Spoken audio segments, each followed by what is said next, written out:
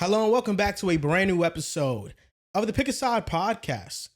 3-man weaving it today. Different tone from you. Different tone. I'll be honest, it threw me. Tone switch because I'm feeling different today. And you're going to see in just a second You why look I'm different feeling right different. now, if I'm being honest. Thank you. It's a I sweater. appreciate it. I also use some face wash. I also use some facial products. And I got Shave a little? Nah, I didn't shave. I didn't Okay. shave. But I got a haircut recently. All right, looks So, good. You know, I did my thing. But Riv is not here today. Riv got stuck coaching his kids in basketball. So that's why he's not here today. But we're doing an NFL pick'em, and we came to a conclusion on the picks. It's just what's in the app stays in the app. We didn't come That's to the law. conclusion. They came to that conclusion. So shout out to y'all for having integrity. I Holding it believed down. in you. I trusted you, and you guys didn't let me down. Yeah, they held it down, and shout out to them for having that integrity. Because some people up here, mess up 2 times, not just once. It's I 2. messed up twice, but I said, yeah, I screwed up. I'm not going to go back. And I was obviously saying, like, if we're going to fix yours, we got to fix mine. But I was saying, what's in the app's in the app. I messed up. Now, what are you guys' thoughts on the fans saying that Riv deserves the Bills W? This is bullshit. No way. No way. No way. He was gonna pick the Bills. We all know, Riv. Guess who I was going to pick? That was insane, And guess what? You know me. On the show, on the short form, I picked Steelers. So you knew I wanted to pick the Steelers too. But no, I get the loss because I accidentally didn't check my other app, and it was the Patriots. It's crazy. Okay. But I'll be honest. Blazing Riv. Let's stop it. I'm with you. I think Riv gets an L. No, yeah, he's screwed. So I'm happy about this. In the end, I really won here. You get Yes. 2 L's. He's screwed over the most. I was already kind of set in stone. That That's we were gonna be L's. enormous. 2 L's subtracted for you, 1 L for the both of you guys. It's the little things, man. Slowly but surely, we're gonna climb up this ladder, and we're gonna get to that mountaintop. Yeah, Drew has a long way. He. I think realistically, if you get about 2 or 3 more right from this point, you could be back in it by like week 6. I just had He's such 2 weeks away from being yeah, within a that's, game. That's a fact. Realistically. I was so horrendous week 1. Yeah. I put myself in such a deficit, and then it's just been -1 from you guys the last 2 weeks, and now I'm 8 spots behind the top. But you know what? This week, calling my shot. Near flawless record this week. Okay, yeah. Let's When's that ever go. gone wrong? Let's go. I'm I ready. like it. So today, Riv obviously is not here. He's gonna be missed, and John on Wednesdays can't come because he has a lot of school stuff. So 3-man weaving it today. NFL pick'em. You guys know how it goes. So we don't have any mishaps in the future. We're gonna be picking our picks on It's a Splash great idea. We should have done while this we're from on week the 1, show. probably. I just can't believe my co-hosts are idiots. So we're going to be doing that to make sure that there's no hiccups. I'm on the right account this time. I'm picking the right thing. There's no doubt about it. I am on the right account. double check. Yes, I did double check. And the Dells right is contest? also, he has the app in front of him as well. Right here. I'm ready. And if you guys want to use the app, you guys can use it too. I mean, it's so easy. You have pick'em contests. You have Survivor contests. Facts. They have this Bloody Survivor now where it's a contest that you have to pick 2 teams that you think are not going to lose any given week. That sounds That's tough. exotic. That is Exactly. I mean, some people have already been eliminated, like me picking the Packers. So that's why that contest for people like us, you get eliminated from the first Survivor pool or contest, I should say. They don't like us using that other word. Then you could be in that contest. So Survivor, Bloody Survivor, I like it. I like that name, Bloody Survivor. And our NFL Pick'em Week 4 contest is out too. $5 entry if you guys want to play on Splash Sports. And we gave you guys a Thursday night football quick picks. Sam Darnold more, Trey Benson less. Locked. And that's how it's going to go. But I'm in a giving mood today. I got this nice sweater. It's September, but it feels like Christmas. And I also got a beard to mimic a claws. It's not gray, but it's a James Harden beard. And I got a gift for Mr. Dells because it's about to be a cold winter. Oh, wow. It's about to be a cold winter for him. I have a feeling that the team that he roots for, we What might could this all be? give L's this episode. So I just did this for you real nice. I got you, bro. Dells with a bow tie. And I feel Wow. like he's been nice. He's been on a nice list. What do we got in here? Oh, Nice little Jets beanie. Keep You you should warm. have. Yeah. Is this from the Yeah. Joel Moran collection? Yeah, keep you warm. Winter's coming. We're getting our first win this week, man.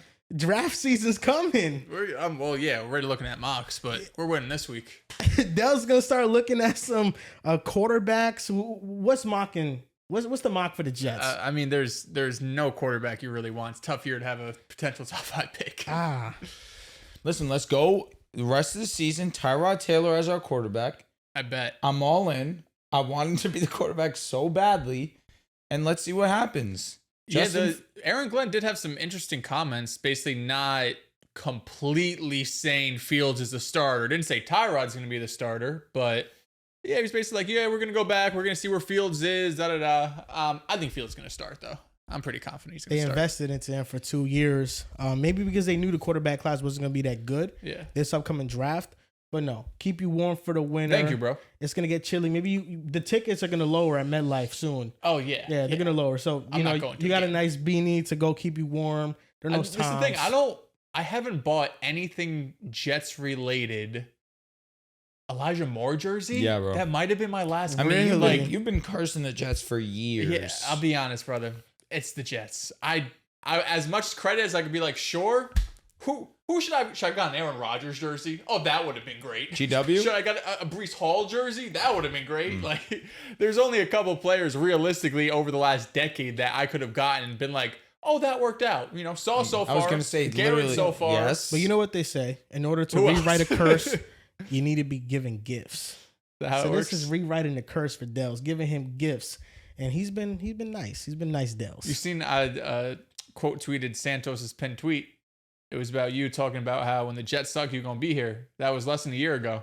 And I said, I missed this. Times change, man. Times change, and they change quick. Times They change. quick. Sometimes you wake up one day to the next and you're not the same person. And there's nothing wrong with that. There's nothing wrong with that. But in sports, there's something wrong with that. But there shouldn't be nothing wrong with that. At any point of your life, you can wake up and say, I'm a different man. Any point. You know what? I get point. that's like in its That's a fact. purest form, he's cooking. However, Become better. when it comes to sports and selecting your favorite team, unfortunately, things don't work that way. It's a cardinal sin, but I'm rewriting the rules. And I don't know, one man. thing about me, I stay loyal to my players. Had this beer for a long time, baby. And Jordan Love, we're here with the Packers. But Big shout game out this to the week. Jets. You're building something special. I hope so. I'll never disrespect the Jets. Are they building something special? They're I building do. something. I believe it this time, yeah. I think so. They just traded for Jarvis Brownlee. You saw I that? did see that. That's Shout a out to the really good Titans. pickup. I like nice pickup. Jarvis Brownlee.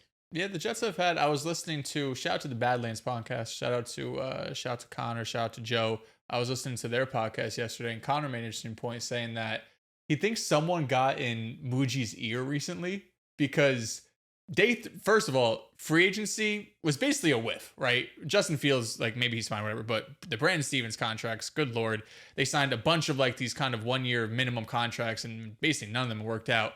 Day 3 of the draft has been awful. But then like these trades they've made recently, like they've been trading day 3 swaps, like the Harrison Phillips trade, the Brownlee trade, the Briggs trade, all of these kind of marginal moves. And, 2 out of the 3, of course, Brownlee hasn't played yet, have been somewhat successful. So it's just interesting because Muji at first, it was like, damn, these aren't looking great. But recently, you can't be too mad. He's coming from the Broncos, so he knows something because the Broncos have a good front office. So it's a good. We have a player good front personnel office, and then we draft Jade Barron first round, and we let some players that fell after that Some good players. kind of look good right Some good now. players. Like Omari and Hampton. Or you weren't in I position to wasn't- get him. that's not who I was thinking. That wasn't the first name that popped into my mind. Judkins, that He's would have been decent. nice.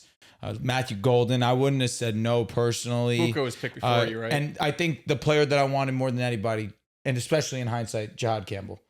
The way that he's been playing with Philadelphia, we need an inside linebacker. He You would have need fit him. perfectly. He literally was a guy that we needed. Yeah. And we went luxury, thinking that we have everything already with Jade. yeah. Yeah, I mean, you're over That's here, early.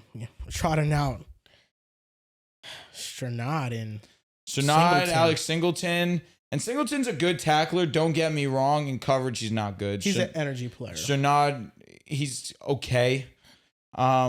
Jihad would have been flawless for us. And at this point, Jade's barely getting reps. Riley Moss is like our stamped opposite corner of Pat Surtain. I think Riley's also a lot better than what I've been giving him credit for. It's solely because you're not going to throw at Surtain, so you're going to challenge him. For sure. And honestly, a lot of the catches that he has allowed, he's right there. He's right on the wide receiver's hips. The wide receivers just make really good plays more often than not. Is he the best wide receiver cornerback too? No, I'd be lying if that was the case, but we still have depth. And honestly, at this point, I would not be surprised if we started running some Chris Abrams drain. Like, he's a good corner. He's a solid backup corner too. Like Day was, in hindsight, super unnecessary. Mm-hmm. Yeah, we'll see what happens. I still am hopeful. I mean, so early. At this point, we're 3 weeks. I was going to say, and George Patton has done nothing for me to really, really doubt him. So we'll see.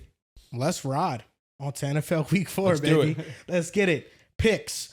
First game of the week, Thursday Night Football. This is the game that we have currently a quick picks on Splash Sports. If you guys want to go on Splash Sports and use code PICKAS. $50 deposit match. P-I-C-K-A-S. Seahawks, led by Sam Darnold, who right now is graded number 1 PFS best quarterback. Team of the week, and Seahawks. EPA per play. Team of the week, They Seahawks. were my team of the week. Who milked their quarterback being at the top of one of these lists more? Joel with Sam Darnold or me with Tua when he was top EPA? It's getting close. It's getting close. And I know I'm bad. I admit it.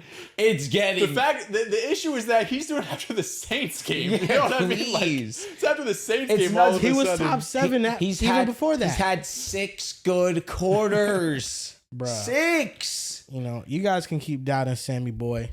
That's fine. He's an outstanding quarterback. No, I think Sam's He's a good player. He's I got nothing awesome against player. him except in the clutch. He was clutch last year. When? Just not when you wanted him to be. You When the picking and world- choosing. When the world wanted him and needed him to be clutch. Specifically, His offensive line failed him. Minnesota, yeah. Brother, last 2 games of the season, he was dookie. Bro, the Rams No, dominated Ramsey had no up chance. front. Ramsey had no chance. The Lions? Okay, the Lions, I'll give you that. So one game, that's why he's just not good no more. Games. I saw him It's lead 2 USC games to a and you know Rose it. Bowl. The Rams game matters. It's the Lions game that was worse, but the Rams game being right after. He didn't have a chance in that game. No chance. No chance. No in hell. chance. But he had a chance versus the Lions, and he had a chance to not even have to play that game. And guess what? He has a chance now. He's 2-1 in PFS, number 1 highest grade quarterback. All right. Right now. I got That's nothing what to he say. is. I got nothing to say. And they play the Cardinals, who before the season, if I'm not mistaken, I told you. I mean, it's not crazy to think Sammy Boy is just as good as Kyler Murray, and now they're facing off Thursday Night Football matchup. You could argue similar rosters. I mean, are these not similar teams? Seattle's similar defense tiers? is better than the Cardinals, as good as the Cardinals' defense might be. I mean, I get it, but these are similar teams, and we're gonna see which team comes out on top, I don't led by hate a it. better quarterback. I'm going with Seattle. I think Seattle is the better team right now. They've been playing better football recently. Arizona being at home does kind of sway me a little bit, but I just think the pressure that they're going to draw onto Kyler Murray, make him uncomfortable with the inconsistency I've seen from the offense. James Conner, unfortunately, going down to injury. I really see it being a struggle for them to run the football on Seattle. I'm not the hugest Trey Benson fan. I know that he's been like this huge fantasy football waiver ad, and understandably so, he's going to have a ton of opportunity, but I've never been a fan of him personally. And then on top of it, you're going up against Seattle this week. This isn't the week for me to really go all in on the run game. And Seattle's offense, JSN has been a superstar. Like, I'm not going to go and I'm skipping right past star to superstar. He's been one of the best at separating, one of the best at contested catches, one of the best at getting deep downfield, one of the best yards per route runs. He's been excellent this season. And I give Sam Darnold his credit. He understands who his best wide receiver is. Definitely and he's getting him the ball. Definitely understands. He is getting him the ball. Shout out to your boy Horton. He also had himself an excellent game versus the Saints. He put himself on the map. If I'm not mistaken, he had a week 1 score as well, too. He's had himself a Week solid 2 start score for touchdown sure. guy. Week 2, excuse me. Yeah, he's been getting to the end zone. Got a punt return touchdown. So I really do feel like the Seahawks have a lot more momentum coming to this game. Even the Cardinals, they are a 2-1 team. We spoke about it last week.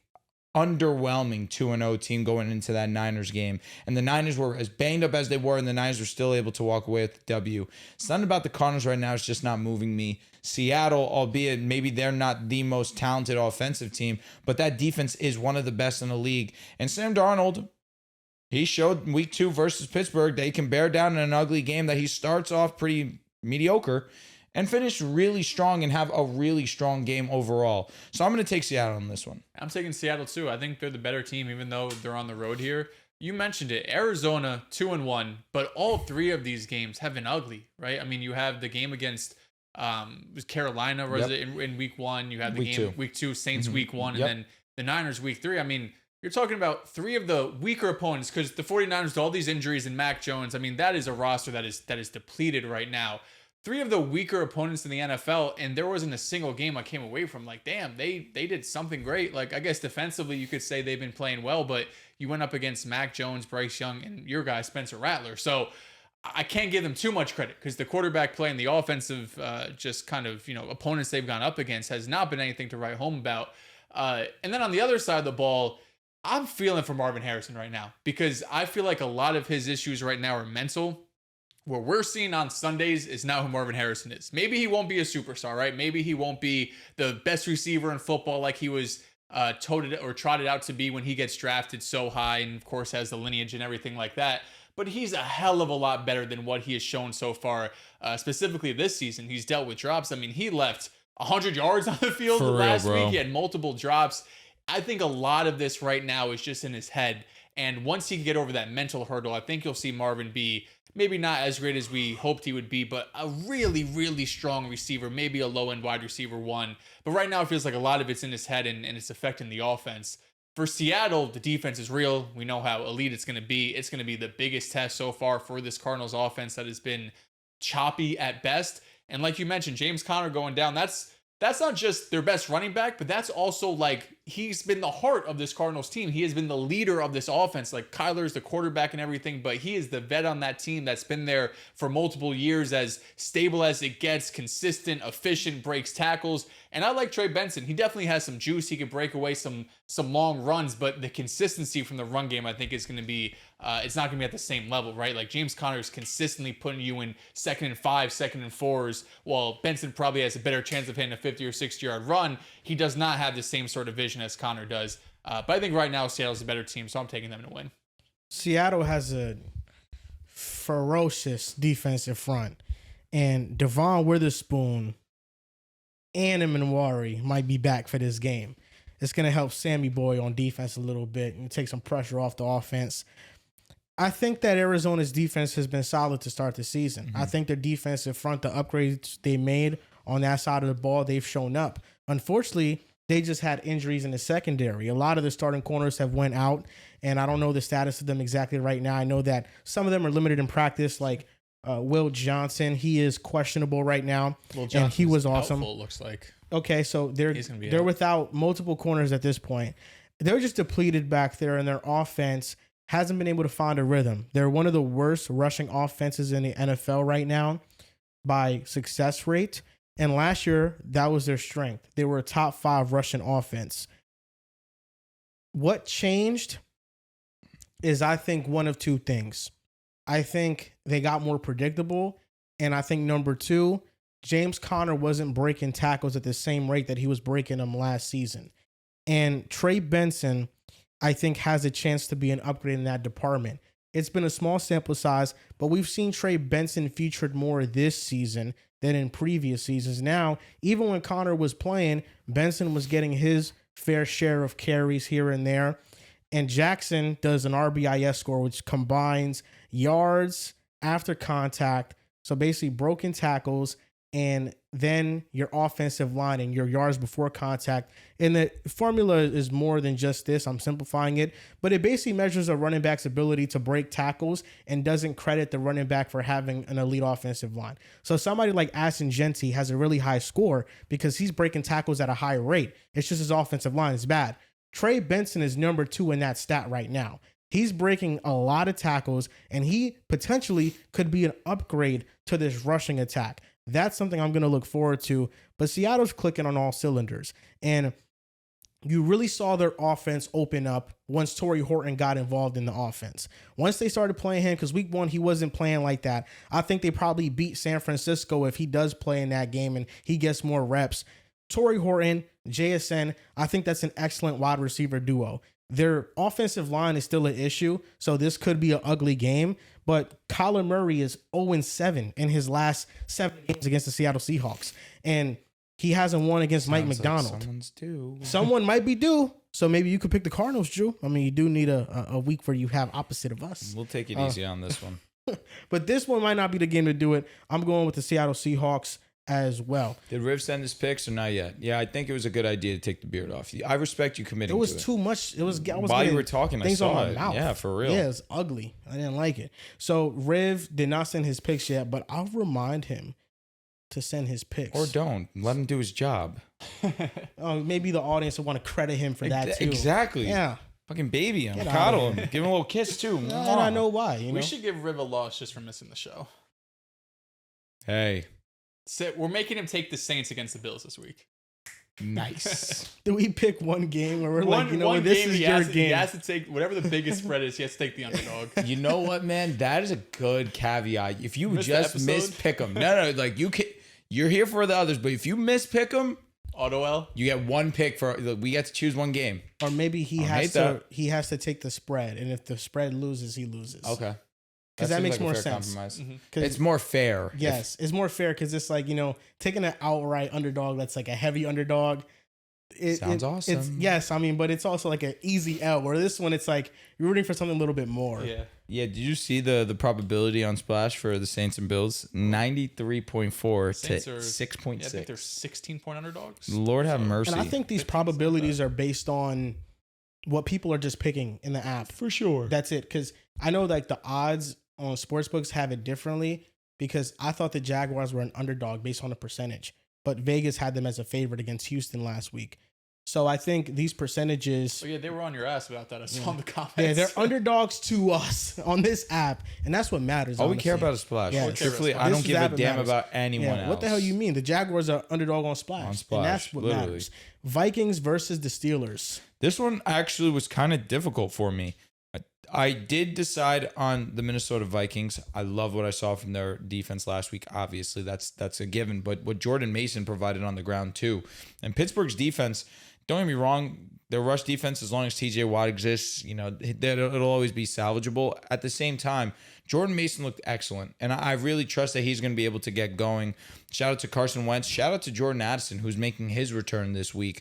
I'm not anticipating the biggest game from him, but it's always nice to get a player like that back into the lineup. We saw it last year when he came back in, and obviously he provides a nice jolt to any offense that he's in. However, this offense for the Steelers has looked lackluster the last 2 weeks. And week one, it started off with a bang against the New York Jets. But we understand New York Jets defense may not be the best right now. It's probably terrible. I'm being kind. But week two versus Seattle, they met a real defense. Second half, they got absolutely shut down. They couldn't get anything going. And then week three, they were able to pull away a W, but they only scored 21 points against the New England Patriots. Going up against the Vikings, you're going to need more than that to win a game. I'm going to take Minnesota in a dogfight, truthfully, but it's going to be a good game. I'm taking Minnesota in this game too. Pittsburgh's a really tough team to crack because you can sell yourself on them being 0-3 right now, right? You could sell yourself on them losing week one against the Jets.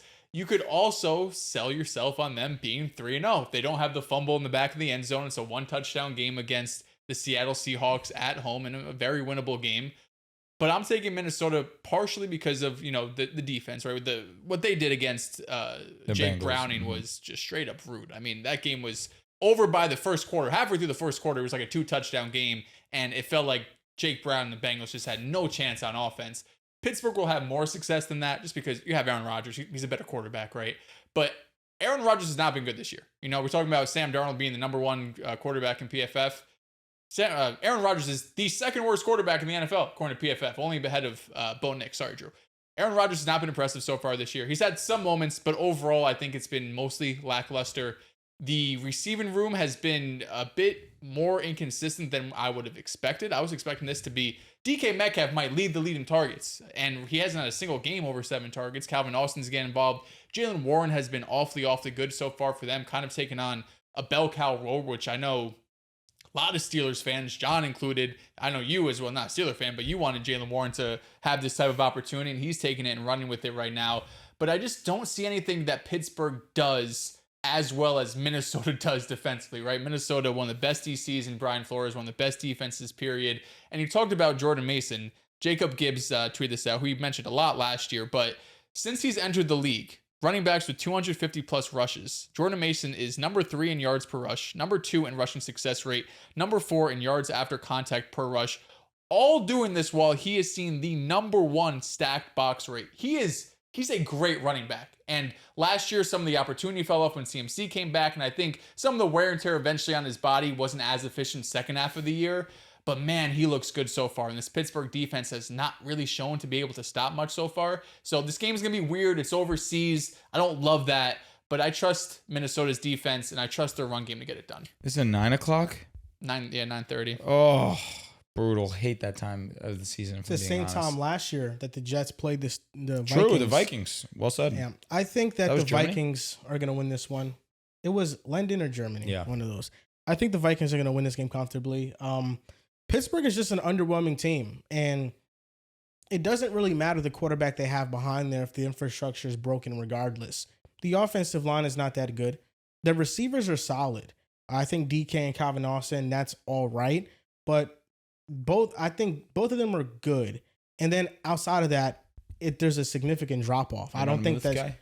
No, I'm not at all. I think he's might be like the worst pass catcher on the team. I really don't hate that. Jonnu saw, I think, 83% of snaps and was barely involved in the pass offense. They can't run the ball. You know, Jalen Warren has been awesome because of the receiving game. Mm-hmm. But rushing, he hasn't been able to have an efficient yards per carry because the offensive line has no push.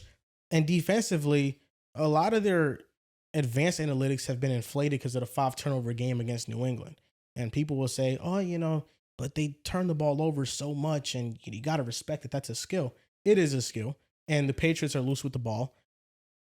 The Patriots also had 10 plays of 10-plus yards against the Steelers. They were able to move the ball consistently. Yeah, the Patriots, you look at all the numbers, they pretty much outplayed them. They just kind of beat themselves, and I know that's a cliche, but the Patriots looked like the better football team. Fumbled 5 times. I was going to say, they had 2 turnovers within the 5-yard line. It's the Ramondre fumble and the Drake May pick at the end of the first half. It's 14 points potentially. I think what killed me was seeing Ramondre fumble, then Ramondre fumble at the 1-yard line. They were like, all right, let's give Gibbs a try. Gibbs fumbled. Trayvon didn't fumble, but he had 11 rushes for like 28 yards, something like that. Yeah, it was ugly. It was just terrible showing. Yeah, it was ugly. Their execution in the red zone was awful. And Pittsburgh, I think, can beat a team like that, a little bit undisciplined, that's young. Not a team like Minnesota that's getting reinforcements back. They're getting healthier. We already saw Rodgers struggle against his defense last year with the Jets, and I think that the Steelers' offense is a downgrade even from that. Like, I think even if it's not downgrade, it's pretty much even. And he's also a year older. You know, he's older, and I don't think he's as bad as what this PFF nerd is using to prop up Aaron Rodgers. You are the PFF nerd, but, buddy. I don't think he's as bad as that. But he's not good enough to will this team to victory. And underrated storyline of what's going on with the Vikings is if Carson Wentz continues to play well, he might not let go of that job anytime soon. Brother, he got carried. He didn't 170 yards, 2 touchdowns. He didn't have to do anything last What did he do? He didn't do anything. Didn't turn the ball over. He took a few bad sacks. That's but what he did. The Carson Wentz stuff is, I don't really buy it. I don't think this team is seriously looking at Carson Wentz and being like, again, if Carson Wentz over the next 3 weeks goes out there and he's throwing for 270 yards, taking the different conversation. But if he's just kind of game managing and throwing for under 200 yards and being safe but having a couple turnovers here and there, Carson Wentz would really have to play well, I think, for them to sit JJ. Now, JJ hasn't played even to the level of like a game manager down and down though. He's right. Yeah, but he's played 2 games. I know. With O'Connell, I don't hate Wentz. Not nearly as much as previous locations. It just feels very short-sighted. It does, for sure. It is short-sighted, but at the same time, KOC, he was asked about, if JJ's healthy, would he start? That was a question. Probably not verbatim, but that's how the question was basically framed. And KOC said that it's not something where if he's healthy the night before the game, we just go out there and we start him. That's not it. There has to be a process. And he mentioned how when before the game against Atlanta, he missed some practices and stuff, and they felt like he was a little bit unprepared. Or I don't know, they didn't feel that way, but I'm just kind of like assuming so. that maybe they didn't ramp him up the right way, and that's why maybe he didn't look the best against Atlanta. Although I thought it was mostly an offensive line issue, but he basically said that if JJ starts again, he'd have to have like a full week of practice and fully get ramped up. And it's more than just he's just gonna go out there and start. No, he has to. That's right. He said correct. He has to check some boxes, and they have to feel like he's ready. That's basically he said. Well, that's not saying Carson Wentz is going to be the starter if he comes back. That's just saying JJ not only has to be healthy, but he probably has to be a full participant in practice for 3 days, which is Carson Wentz valid. I mean, that's how you could take it. That's one way. But the fact that he didn't just say JJ starting when he comes back, it gives an opening for Carson Wentz to play really well. If he does play really well, obviously if he's below average, you don't do it. You used to be a JJ fan, bro. If he plays really well, you don't think there's no chance they say, you know what? No, if he's playing, yes. If let's he plays look at really Carson well, for two more games. If he's playing really well, absolutely. I'm just saying that as soon as JJ's ready to go, depending on how Carson Wentz is playing, they might not make that move immediately. They might continue to wait. Well, it all depends on Wentz's play. If Wentz, and last week was such an outlier, you're not going to be up by 20 points at the end of the first quarter. They might this game. Maybe. I don't think it's going to be that much of an ass kicking. I really think they're just so much better. I just don't believe in Pittsburgh's offense. Yeah. I just think I think it's kind of similar to how the Seattle game was in week 2, where I was like, I think Seattle's a lot better. And it was a game until the touchdown out the back of the end zone, you know what I mean? So you never know. The Steelers, they do it every year. They do it every week. They're going to be in the game in the fourth quarter. They just are. Okay. That's at least something you can say about them. So we all have the Vikings. Eagles versus the Buccaneers. Yeah, this one I flirted with going the opposite way just for this whole fact that the Buccaneers kind of own Philadelphia. But after the way that they just came back against the Rams, I feel pretty confident more than ever about this Eagles team.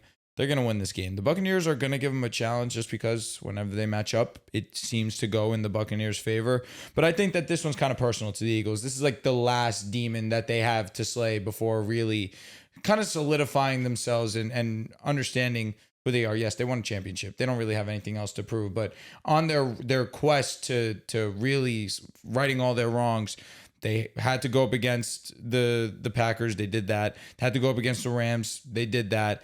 One of them had to go up against the Chiefs. They figured that out. And the last team that they have to go up and beat now is the Buccaneers, because that was one of the teams that got them last year. I fully anticipate the Eagles to win this game. Yeah, Hurts is 0-3 in his last 3.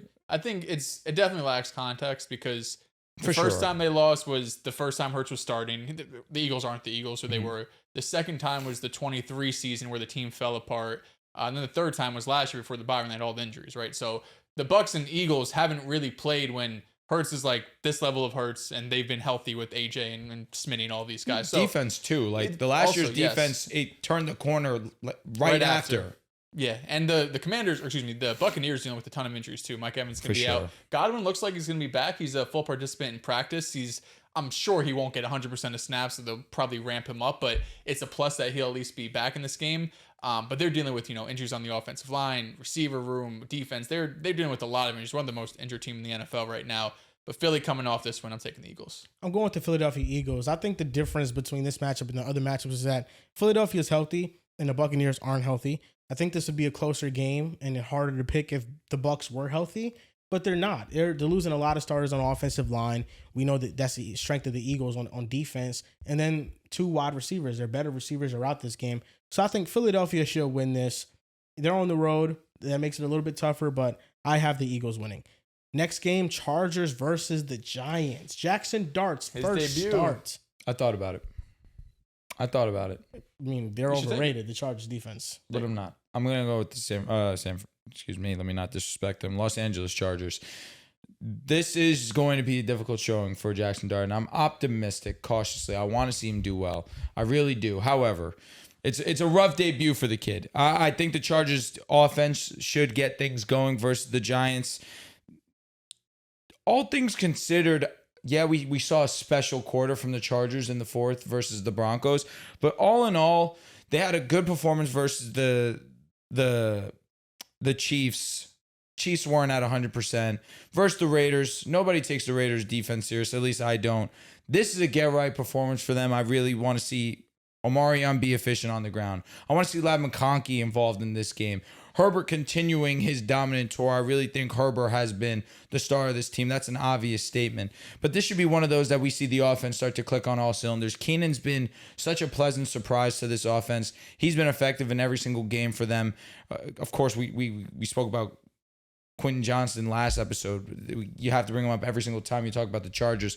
What a job he's done this season. But I want to see the missing pieces get things going. I want to see the run game look efficient. That could be challenging because obviously we understand that the offensive line's in shambles. But of course, I want to see Ladd McConkey have his game. I feel like if there's anyone due, it's Ladd. And I feel like he's kind of getting overlooked in all of this because of all the success they've had. Herbert looks fantastic. Keenan's back. And you forget that Ladd McConkey was their best offensive piece last season. So I'm going to go with the Chargers. But I want to see the kid play. I'm excited to see the kid play. And I hope that it's a good debut. But it's going to be a challenging one. Yeah, definitely a tough debut to go up against Jesse Minter in this defense. That's why, like I said yesterday, I would have just waited a week and played him against the Saints. But he's going to have to go up against good defense one way or another. So I don't hate just throw him to the Wolves and, see what it feels like to get probably your ass kicked. Now they'll probably go out and win, but I'm taking the Chargers in this game. The Giants so far, I think it's kind of been what we expected, right? They were in a couple of these games, right? They were in it week 2 against Dallas. Week 3 against the Chiefs, it was, somewhat close up until the fourth quarter. It was like a 10-point game, but they're 0-3, right? This is a team that is going to be battling a quarterback disadvantage in most weeks and just overall just an offensive disadvantage, right? There's only a couple of players who really like on this team, Andrew Thomas, Malik Neighbors. But yeah, right now the Chargers clicking on all the cylinders, right? Comeback win against Denver Broncos, 3-0, all divisional opponents. They look like one of the best teams in football. And you have a rookie quarterback in Jackson Dart making his first start.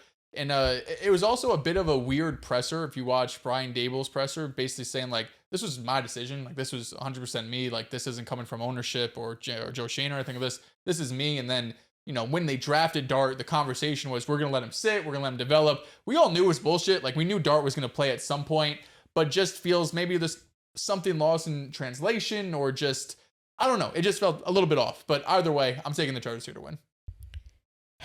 Rookie quarterback against a terrifying defense like this one. First in success rate defensively on the league so far. Played 2 dog shit offenses and 1 offense missed 3 touchdowns. 4th in EPA per play. Ooh. Analytics really kill you, Scary. Man. They really kill me. What about the basic stats? What do they say about this? No, shout out to them. They've played 2 dog shit offenses and 1 offense that, hey, you could argue it's dog shit right now, but they missed 3 walk-in touchdowns. Jackson Dart, my goal for him is just not to turn the ball over. Mm-hmm. It's going to be hard against this defense if you're being a little bit aggressive, but this is one of those defenses that you have to be very conservative against.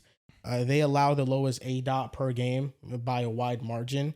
They blanket everything over the top and they swarm on tackles. So nothing is pretty much open, intermediate or deep on this defense. So they have to methodically try to get down the field on them.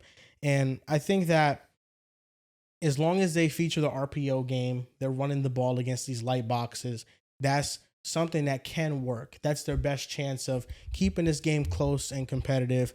I do think that the Chargers are due for an explosive offensive performance, especially from Ladd McConkey.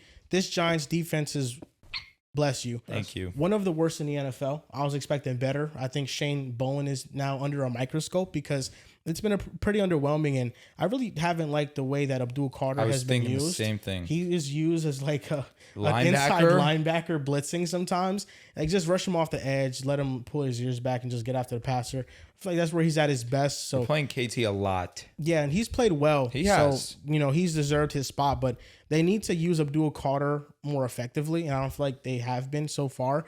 So the Giants is going to be a really tough matchup. I got the Chargers in this one. I think they should win comfortably, and they should just take care of business. This is a perfect opportunity to go 4-0. I mean, that's a pretty significant lead over every other team in the AFC West currently. And their schedule gets easier, too. I'm surprised to bring this up. Gadsden just getting more run going forward. Yeah, Oronde Gadsden. Yeah, late round pick. He looks awesome. He's good. Syracuse legend. No, he's good. I think he's going to be the tight end for the future of this team. Yeah, he's going to be awesome. There were a couple times that I put him on my dynasty team and cut him and put him on and cut him and put him on and cut him. Yeah, he's a tough guy to keep, through cuts. Yeah, maybe I should have kept Harold Fannin. Regret that decision. That one's tough. Oronde Gadsden, another gadget for Justin Herbert, who I don't know where you guys stand on with the MVP conversation. It's very early in the season. I know Josh Allen has played incredible. Lamar Jackson has incredible numbers. What's that Oh, wow. supposed to He has played incredible too. He's played incredible. Mhm.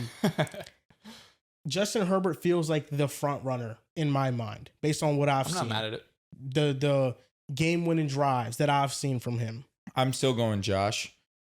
However, Herbert is top 3 at floor. He's been excellent this year. Like what he's been able to do, just everything is put into one play.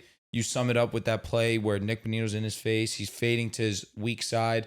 And somehow, some way, he just maneuvers that ball in a perfect spot where only Keenan Allen can get it to go ahead and put themselves in position to tie the game. Like, that's just the kind of ball that he's been putting forth these first 3 games. He's looked excellent. There's nothing negative to say about Herbert right now. I just look at Josh Allen and what he's been able to accomplish, and he's gone up against the Ravens, and he was down double digits as well. And we saw Herbert tested this past week against the Broncos, no doubt. But the Ravens, I just think that we acknowledge the Broncos are great. Yeah. The Ravens are the Ravens, and the Ravens defense is whack though.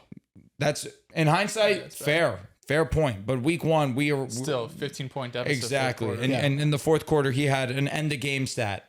He was incredible. I look at Josh and what he's done these first 3 weeks, and I'd still give him the slight nod, but there's nothing negative to say about Herbie. And Josh Allen is going up against the Saints. This is one of those games to maybe boost up his case.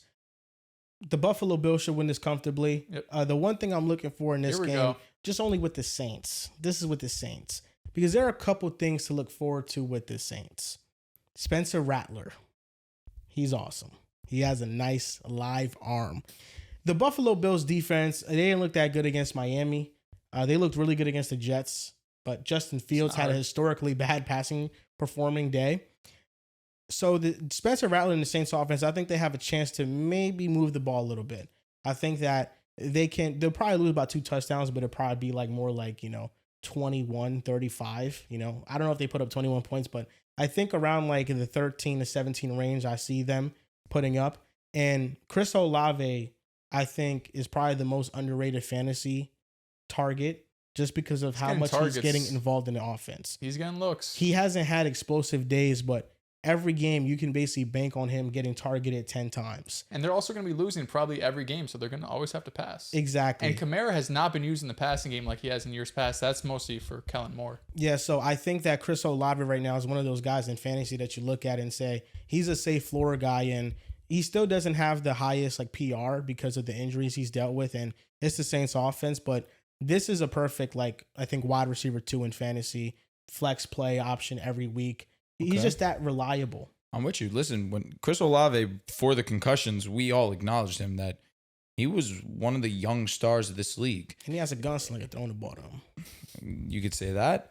He just has blazing speed. He has great hands, great route running ability. He had a lot of traits that you like. It's just the concussions limited what we think that he can be now. And also in an offense that is obviously not one that we're fully anticipating to be successful, he's going to be hyper fixated when it comes to these targets. That's obvious. So yeah, I like where you're coming from. It's the Bills by 100. This is the lock of the week. Easy choice here. In my Survivor contest, we don't use that other word. You pick against the Saints all the time. That's easy. But in one of the other ones that I'm doing, I get 2 lives. So I'm going with the Bills. I'm also thinking about going with the Bills in my Survivor because, I don't know, I was looking at the rest of the slate. There's nothing I love.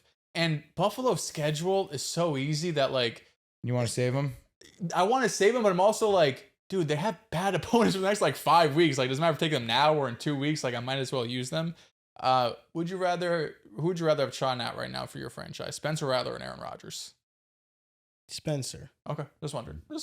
Yeah, Spencer, I think he's going to be something. I think he's going to be a starter in the league. Okay, I could see. And I hope that politics don't get in the way of him not playing. Is politics Tyler Shuck? Yeah. Mm-hmm. Tyler Shuck, 2nd round pick. Let's see what he has out there.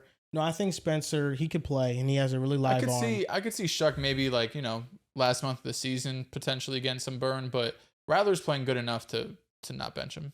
And with the Bills, the last thing I mentioned with them is that Josh Allen, right now, he has the Bills on pace for being a historically low turnover offense, Doesn't avoiding turn the ball negative over. plays. He's not throwing interceptions.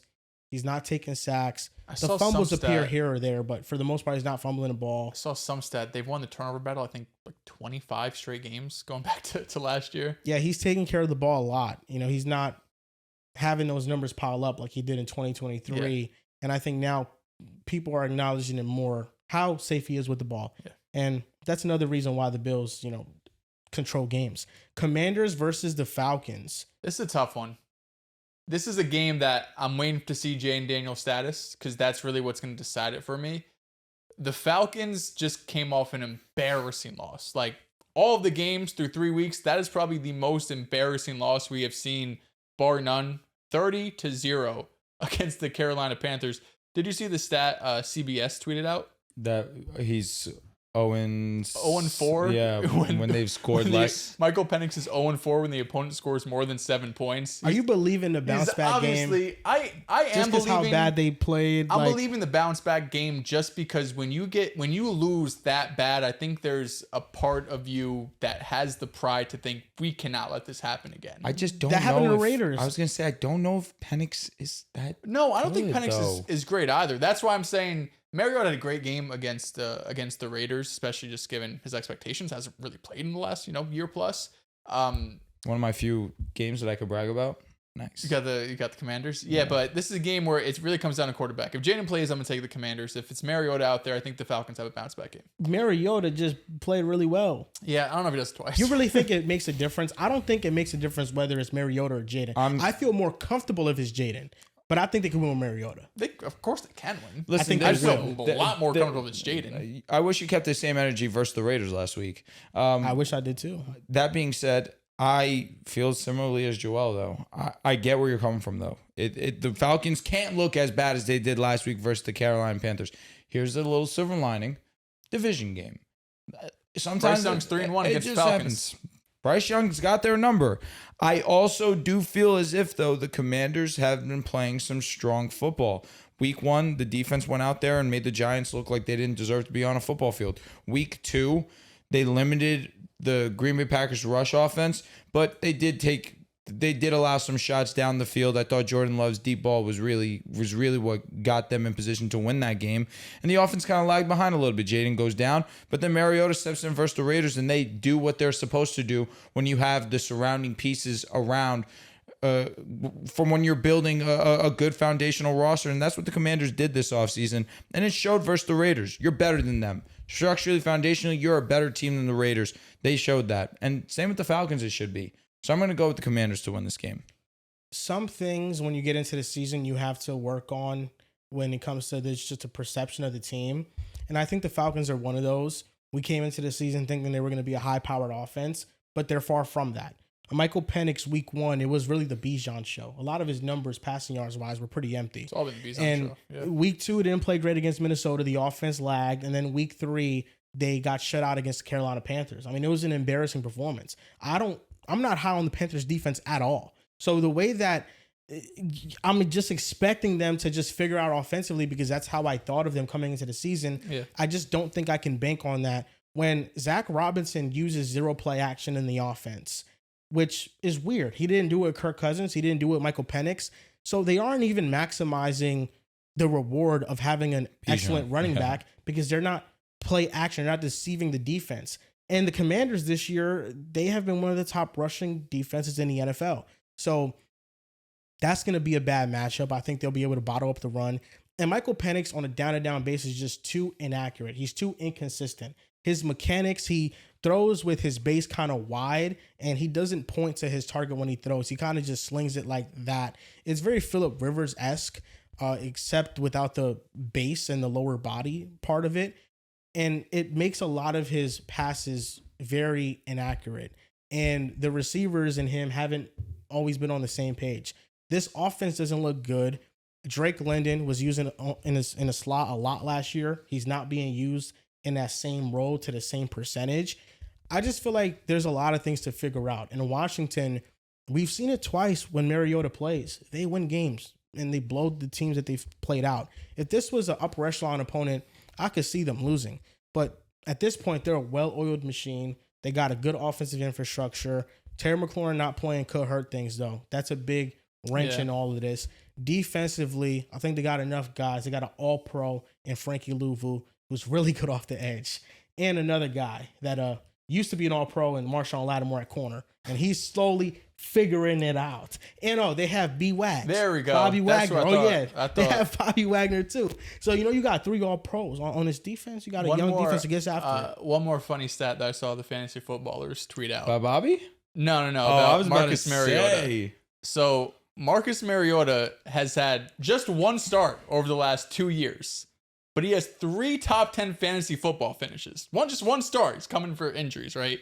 CJ Stroud has 2 top 10 finishes in the last 2 years. So Marcus Mariota, since the start of the 2024 season, in 17 less starts, has more top 10 finishes than CJ Stroud. I wish Rib was here for that. He balls out. He balls out when he could run plays. the ball. Yeah, he could run the ball, which helps a lot. Cliff Kingsbury had the number 1 overall pick when he became a head coach at first, and it was the year Mariota came out.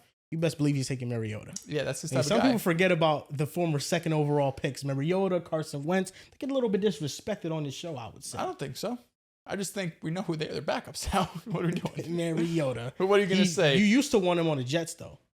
At some point, yeah, for sure. When he was coming out, I definitely wanted Mariota. Mariota. Who didn't? 2014. Who didn't, man? I think his debut was a 4-touchdown game. I think you're right, yeah. I think you're right. That was his debut. Like Will Levis. It's a Titans thing at this point. It is a Titans thing. Cam Ward, unfortunately, happened for him. No. As of recently, it hasn't been as lucky. But maybe that's a good thing because they didn't pan out. True.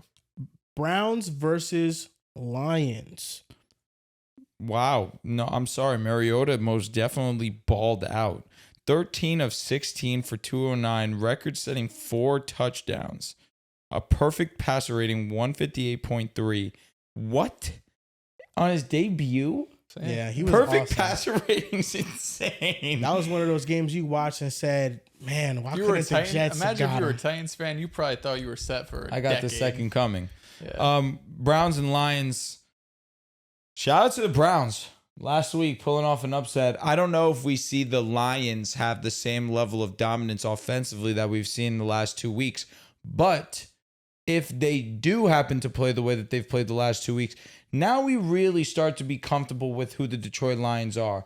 I'm back. I'm all the way back in on what this offense has shown these last 2 weeks. And don't get me wrong, Baltimore's defense, not the greatest. Chicago Bears defense, for sure, not the greatest. But they're getting back to what they know.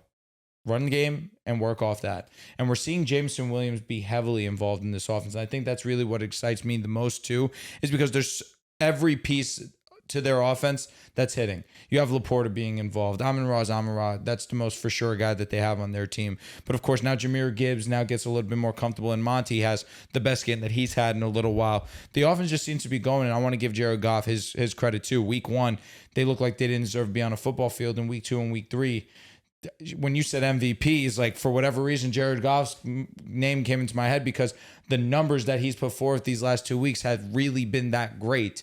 Don't get me wrong, I don't think Jared Goff's no MVP player, but I give him his flowers when he gets them. I'm respecting the performance he's put forth.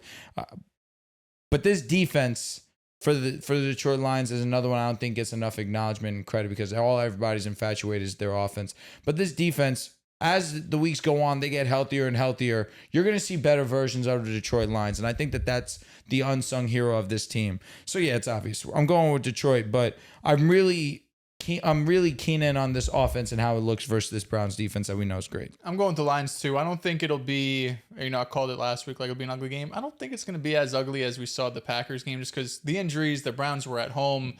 The Lions we know can be, Matt LaFleur's a great play caller too, but I think just the Lions at home, the explosiveness that they have from their skilled position players compared to the Packers, I just think overall Detroit's going to be able to handle this defense better. But that being said, I think Cleveland's still going to make it tough for them, right? You're not going to go up and I don't think put up 40 plus points like they have in weeks past.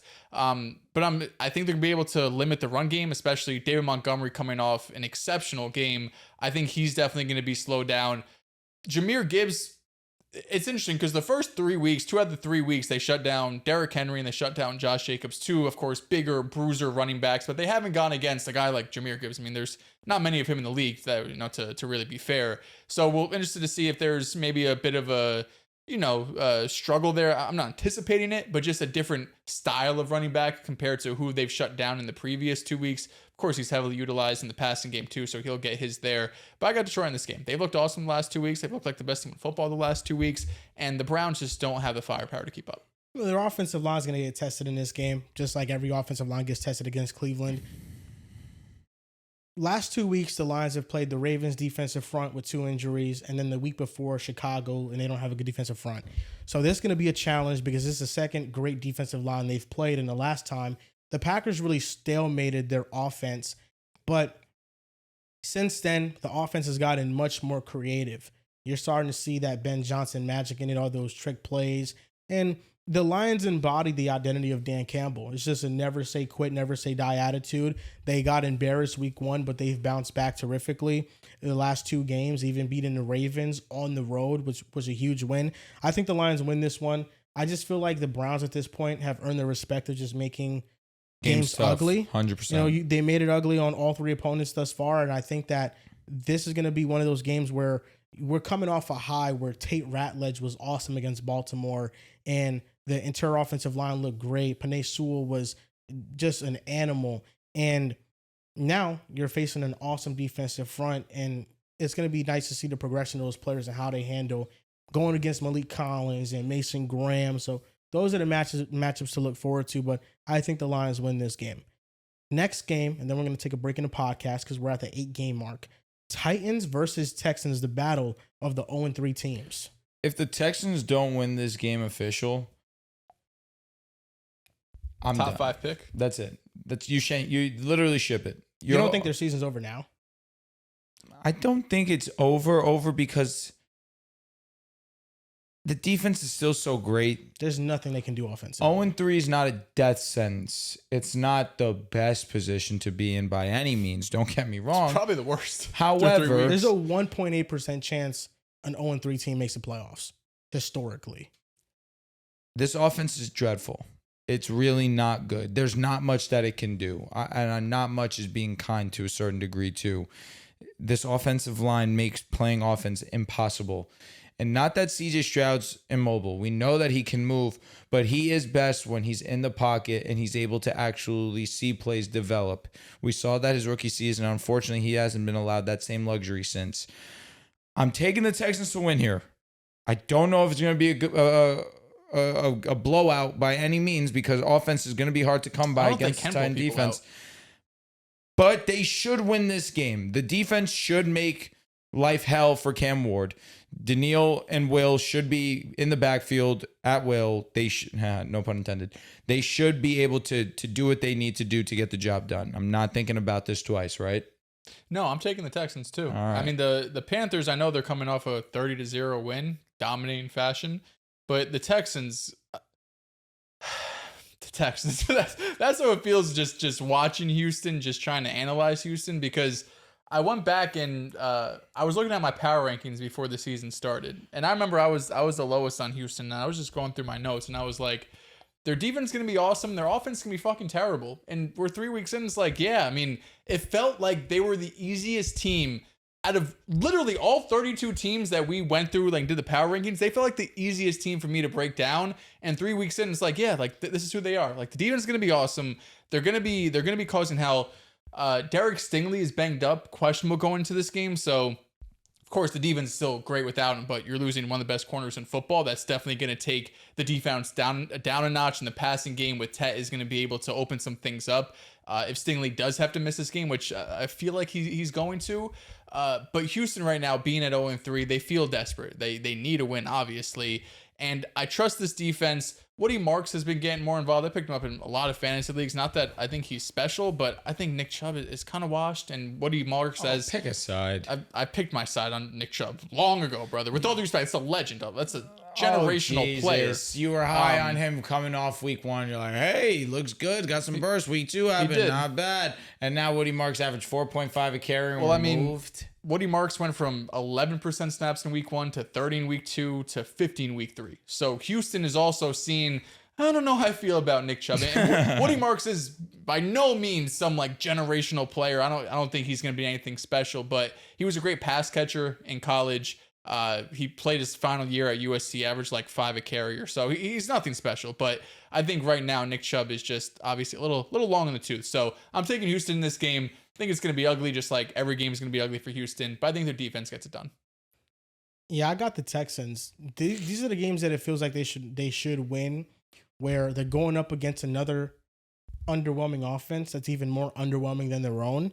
So a team that can't put up points are the type of teams that the Texans will be able to beat, because at that point it's a slugfest and you can string together maybe 1 or 2, 3 drives where the Texans come out with like a field goal or a touchdown and they win like 13-10, but that's how bad their offense is. You know, there's not a lot to do or say about it. I think this is going to be the most disappointing team of the season pretty comfortably. They're a terrible overall team because of how much that offense drags it down. They cannot do anything against opposing defenses, and we'll see as the season progresses if CJ Stroud is able to mask some of those things just by being a little bit more accurate and not trying to make throws off his back foot or backpedaling in the pocket, because it's been a habit that he's developed because of the offensive line being so bad and him having to constantly move to get out of trouble. Mm-hmm. But I have the Texans in this game. You know, I don't think this is the one that Cam Ward explodes in. There's a world the Texans are 3-0. All of the games have all been of their close. games were, yeah. Every single they one. were all in the balance. Like the final possession, they could have won. They just couldn't get it done. The Buccaneers game has to hurt the most in hindsight. This game versus the Jaguars obviously hurts too. You live with the one versus the Rams. The Rams are, I think we all agree prior to the season starting, the Rams are a better team than they are just fundamentally and talent-wise. But these last 2 games were right there for them. They just couldn't execute and get it done. Yeah. And the defense, that is the backbone of this team, blew it versus the Buccaneers. Yeah, they did. I mean, but God forbid the offense helped them out. But I say that where, your defense, every single possession, they have to be superheroes. But when you're a team that you understand that your backbone is the defense, when you need it the most, it should step up. I say that for my Denver Broncos. The drive where Herbert goes and ties this game. The drive where they go and they get 3 points. I'm asking my defense that I know this is the reason why we are a great team and why everybody's so high on us. No, please get a stop. Because our offense is lagging behind. We know that our best trait is our defense. We need you here. In that Texans game versus the Buccaneers, they needed to step up, and they didn't. So, yeah, I understand where you're coming from with this offense, because without a doubt, it is the sole reason why they're in the position that they're in right now. But in those moments, I'm not mad if you're asking the defense to step up and make plays, because they should. Apologies. I don't know. I read the team before. They're not playing the Panthers. They're playing the Titans. Yeah, they're playing the Titans. Well, I don't know why. I read it quick, and I thought they were playing the Panthers. So playing the Titans, not the Panthers. So Tet won't be impacted by Derek Stingley.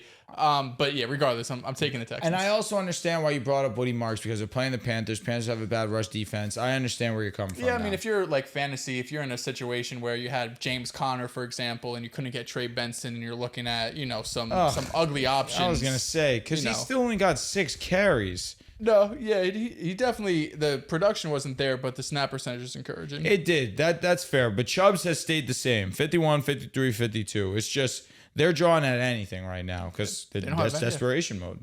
The only offensive success rate wise that are worse than Houston. Can I guess? Yeah. The Titans? Yeah. The Broncos? They're close, but they're 28th. Okay, thank God. Raiders. The Raiders are 32nd. Wow. Yeah. That's how. And then EPA per play, only the Browns, Titans, and Bengals are worse. God bless. God bless CJ Stroud. So that's how bad they've been. I do feel bad for CJ Stroud. So do I. It's not his fault. it really isn't his fault. No, when we talk about quarterbacks, especially young quarterbacks, all we talk about is, can you find a way to uplift them? Especially when on these rookie contracts, can you find a way to make life easy for your quarterback?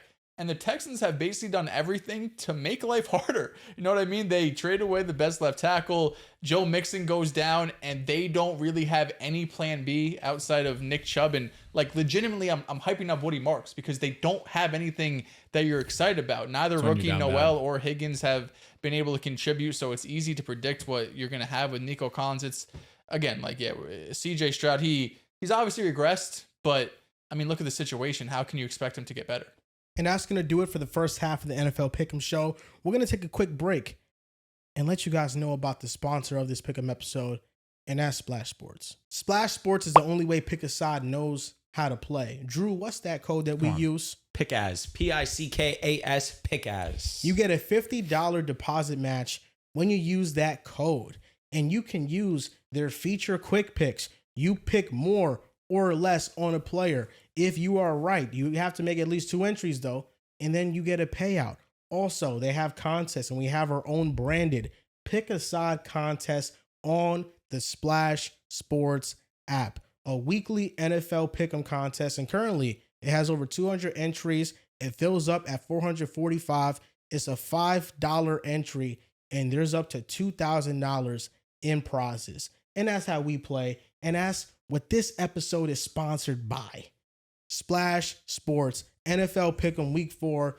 Let's get back into it, fellas, because we're currently making our Pick'em picks on Splash Sports. That's where we're picking them. So next game up, and I've noticed something that we haven't been different on any game thus far. We haven't. No, he took the Falcons. No, depending on Jaden. Yeah. Pick a side. Caveat. Brother. He's picking the Commanders. Can you pick the Falcons? Well, the app is the final say, so we'll see on Sunday. Respect. Not game respect game. Game respect game. The holy grail is the podcast.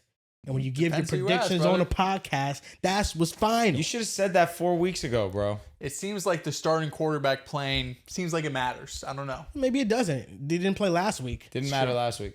Absolutely and true. Mariota balled out. They were at home playing the Raiders. Maybe I think this is the start of where we start to pick differently because we have the Panthers versus the Patriots. I took the Panthers pretty comfortably. Thank God you did. Patriots don't move me. They barely they were in a decent game with the Steelers, I guess. Like that's cool. They edged out Miami. I guess nice. Week 1 got dismantled. Defense is boo-boo. Offense is cool because Drake May is cool. Don't get me wrong. Drake May is that guy. The run game's still inconsistent. The running backs can't hold on to the ball to save their lives. The Panthers are a decent, kind of below average football team. I just think they're a little bit more well-rounded. I think they'll be able to run the football. Chuba Hubbard has been excellent this season. Teteroa McMillan versus Gonzalez. That'll be an interesting matchup. We did see Gonzalez come back, so obviously that makes a difference in New England's side of things. But regardless, Teteroa has been a huge focal point for Bryce Young and for this offense. But I just think that I trust what I saw from Carolina to transfer over slightly into this game. I think Drake May will have a decent game. The run game shouldn't struggle as much. But if they're going to turn the ball over, it's just going to be hard for them to pass because this Carolina secondary has been their strong suit to start this season. But again, that rush defense is definitely susceptible to get run on. So it should be a bounce back performance for the Patriots in that right. I just think that coming off last game, I love what I saw from the Panthers. Their pass defense has been good. Bryce Young's been delivering the ball very well over these last few games. I'm going with the Panthers. Taking the Patriots at home. I think the one calling card that New England has right now is Drake May. He is top 7 EPA per play, or top 8 in EPA per play, top 7 in success rate. He's been awesome. And the turnovers are a problem. I think when you have a young quarterback in a position that he doesn't really have a true wide receiver one, and the running backs, like you mentioned, Drew, have been inconsistent at best, and the offensive line has not been great, and the play calling has not been great, and on the other side, the defense has been putrid. So he has a lot to overcome. With that being said, he is the offense, right? Drake May makes this offense go, and they haven't been world beaters by any mean, but they've been an above average offense so far when you're looking at EPA, when you're looking at success rate. And if you were a Patriots fan and you came into here saying we're going to be an above average offense, again, through 3 weeks, but we're going to be an above average offense, I think every Patriots fan is taking that when you're looking at the skill position group, and even some of Drake May's shortcomings in his rookie season. He's definitely taken a step in the right direction so far. Got to clean up the turnovers. Carolina, like you said, coming off a great win, 30-0, dominating fashion, really on all aspects of the ball. Really made Michael Penix look terrible, like the worst game so far of his career. I know the previous 2 games he wasn't good by any means, so it's not like he was on fire and the Panthers all of a sudden came in and did something different. Penix just did not look good. Straight up, just was missing throws, was missing some really easy reads, was making some pretty boneheaded mistakes.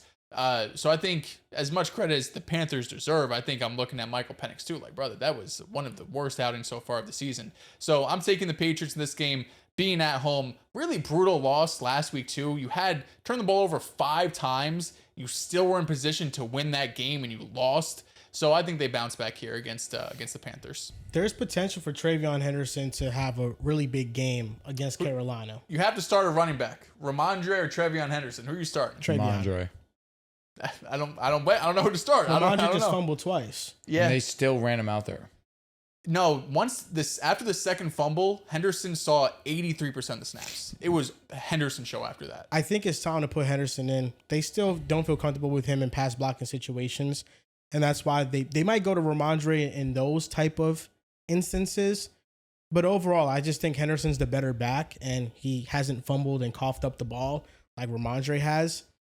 Drake May has been awesome. I think his EPA per play 8th on late downs. Yeah, 8th overall. On late downs, it's been number 1 on 3rd and 4th down. He's been one of the best situational quarterbacks in the NFL, and I think they have just enough. They have just enough to where it's still underwhelming, but they can move the ball against Carolina.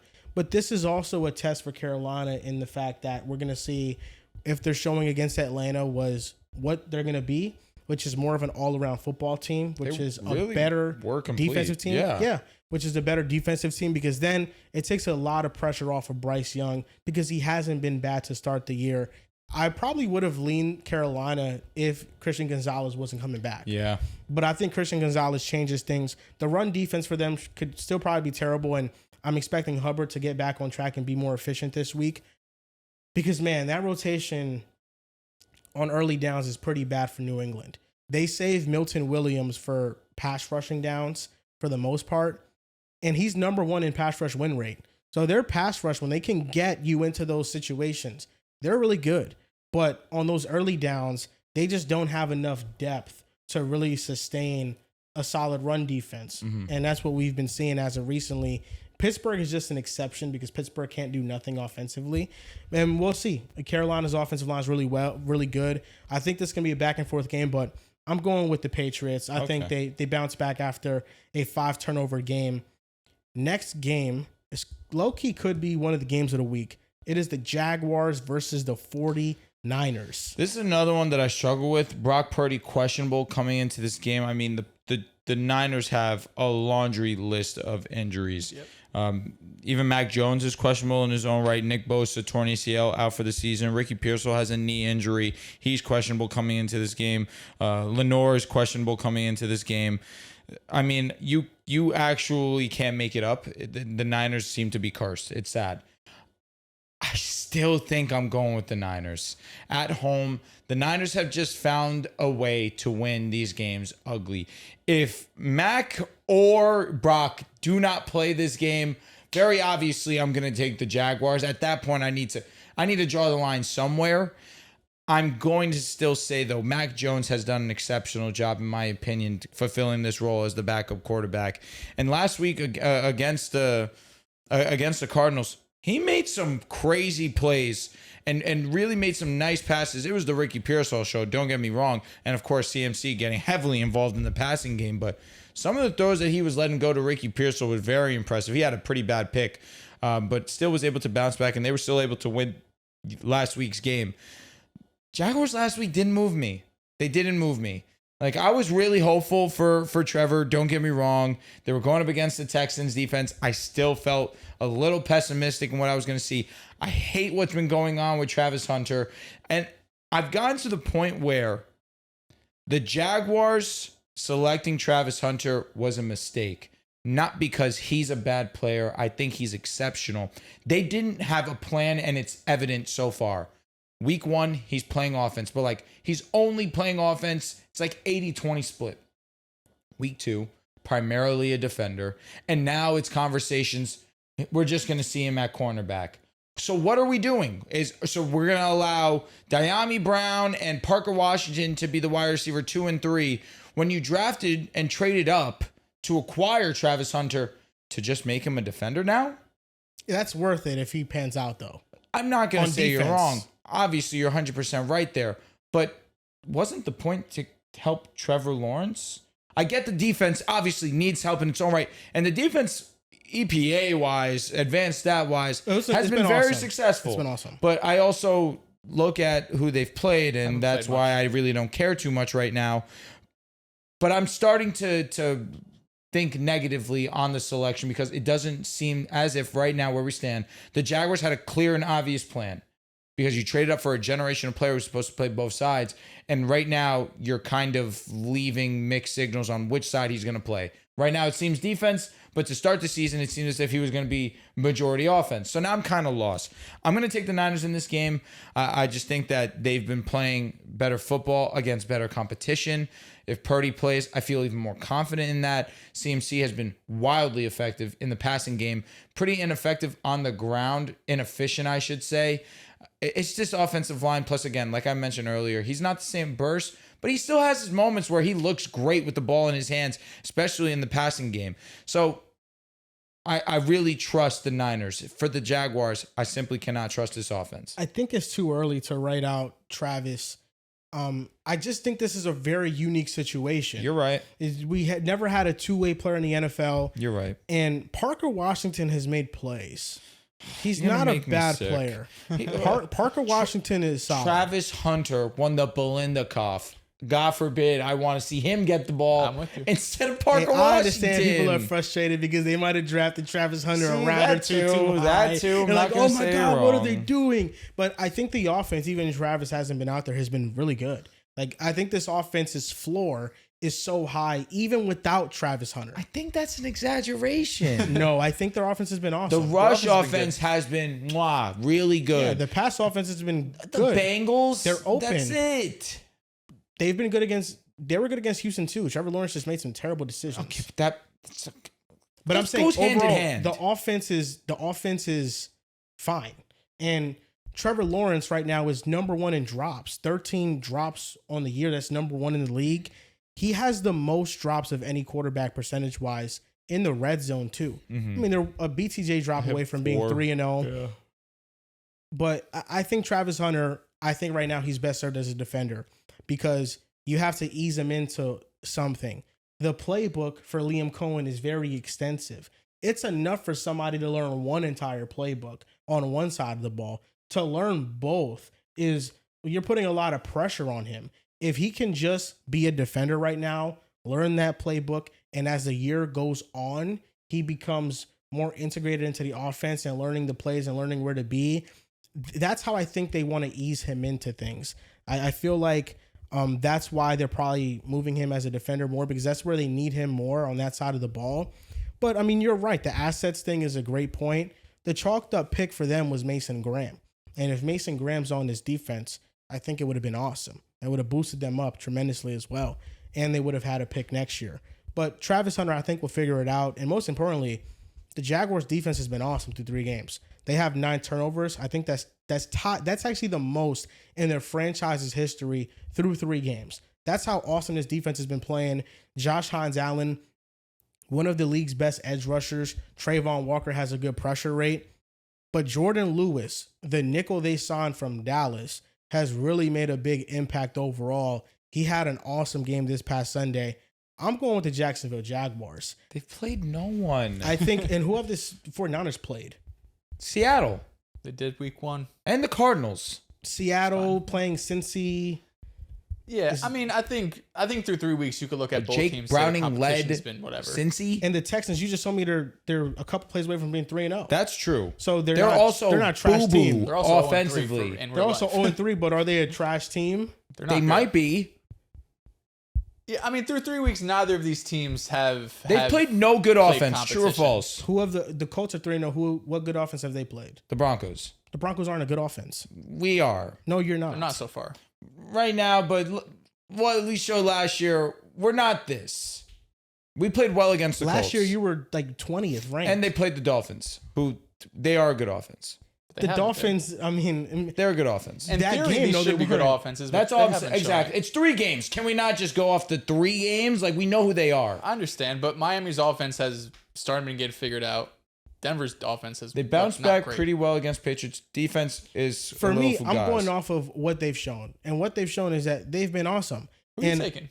I'm He taking said the Jaguars. Oh, my bad. I missed The offensive line for the Jaguars, too, has been top 10 in pass blocking. And they went up against Will Anderson and Daniil Hunter. And those tackles, they got beat, mostly Walker Little. But Anton Harrison held his own. And for the most part, it was fine. Like, right, this is why I'm high on the Jaguars and maybe higher than consensus. I'm high on them because they're 2-1 right now, could very easily be 3-0. And I think Trevor Lawrence isn't playing good football.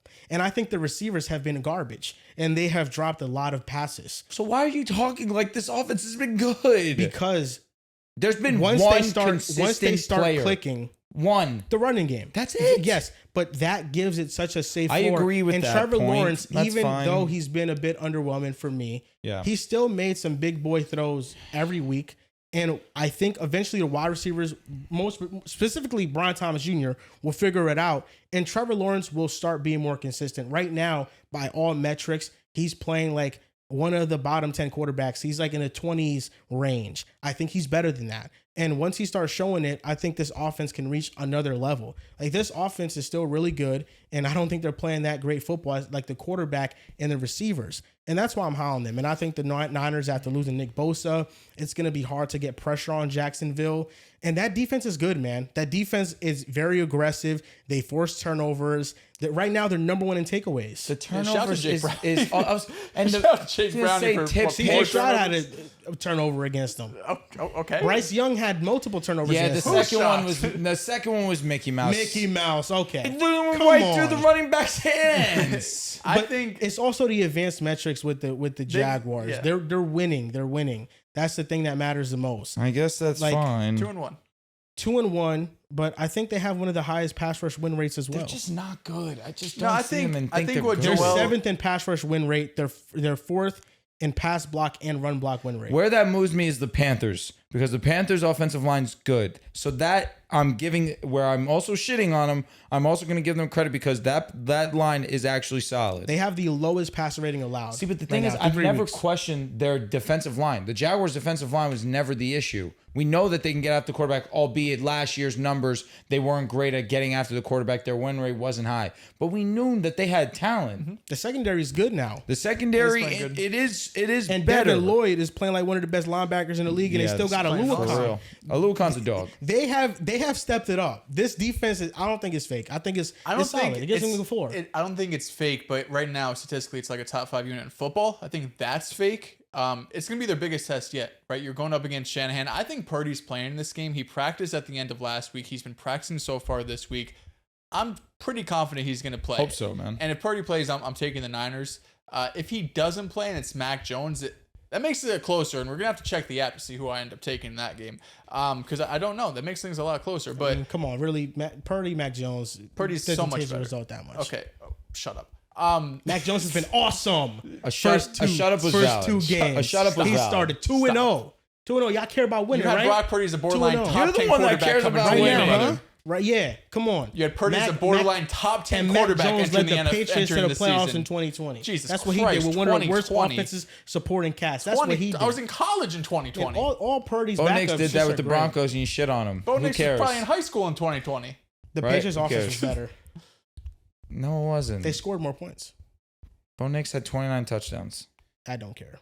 I don't care what Mac Jones I did. don't. I really Mac Jones is don't care. literally a backup. And Mac Jones is better than Bo Nix right now. He would have hit Joel, those passes. say what you're saying.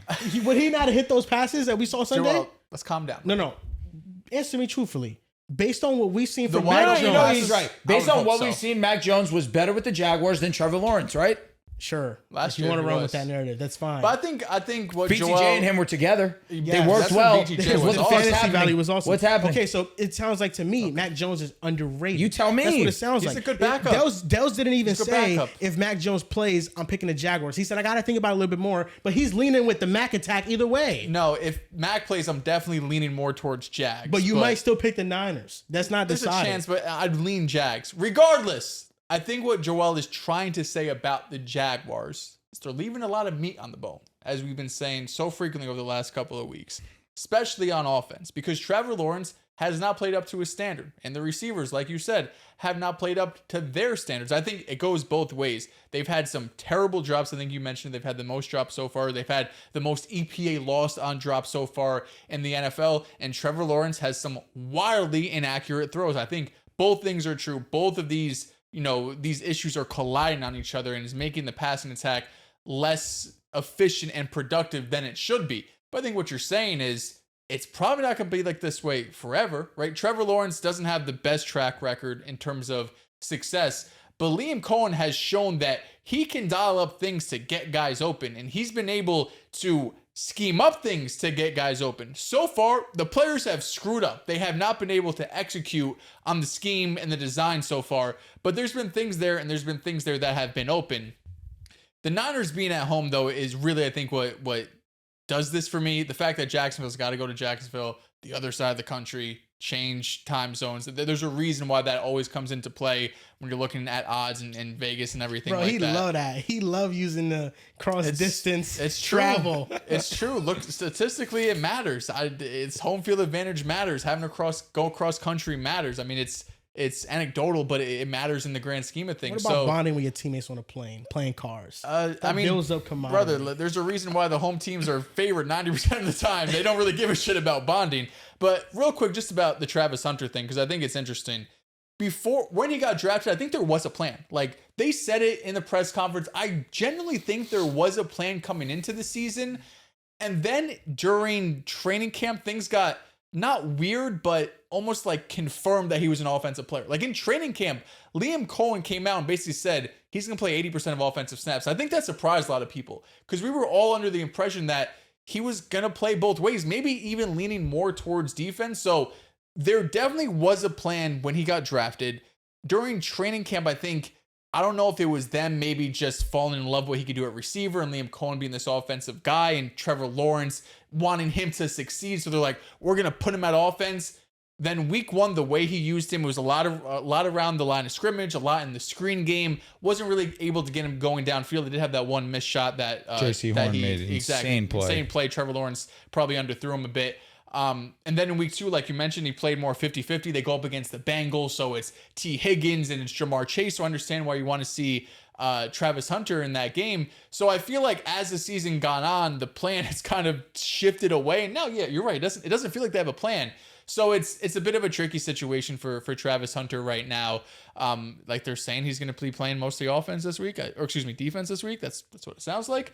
With that being said, if Ricky Pearsall doesn't play, which he's questionable, I'm not sure. I think it was DNP today. Yeah. It's Wednesday though, so it doesn't really matter too much. But if Ricky's out, it feels kind of weird to have Travis Hunter play on defense because it's not like they have a true one. Jawan Jennings banged up. Of course, Kittle is out. So like, I don't know who's the next guy up for them offensively at the wide receiver position. There's not someone on offense. You're like, damn, we need Travis Hunter out there to try to limit this guy. Like, there's not really anyone out there. You're mostly relying on Shanahan and Purdy if he plays, and of course CMC in the scheme. So if Purdy's playing, I'm taking the 49ers. They've won ugly so far through 3 weeks, but they have been winning, and 2 of those games were without their starting quarterback. If Purdy's there, this is a guy that's a borderline top 10, top 12 quarterback.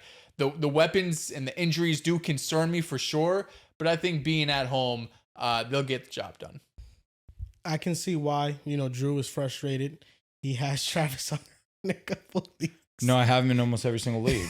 I'm thinking about dropping him. I'm not really frustrated when it comes to fantasy football, but I try my best. I know I often bleed the two together.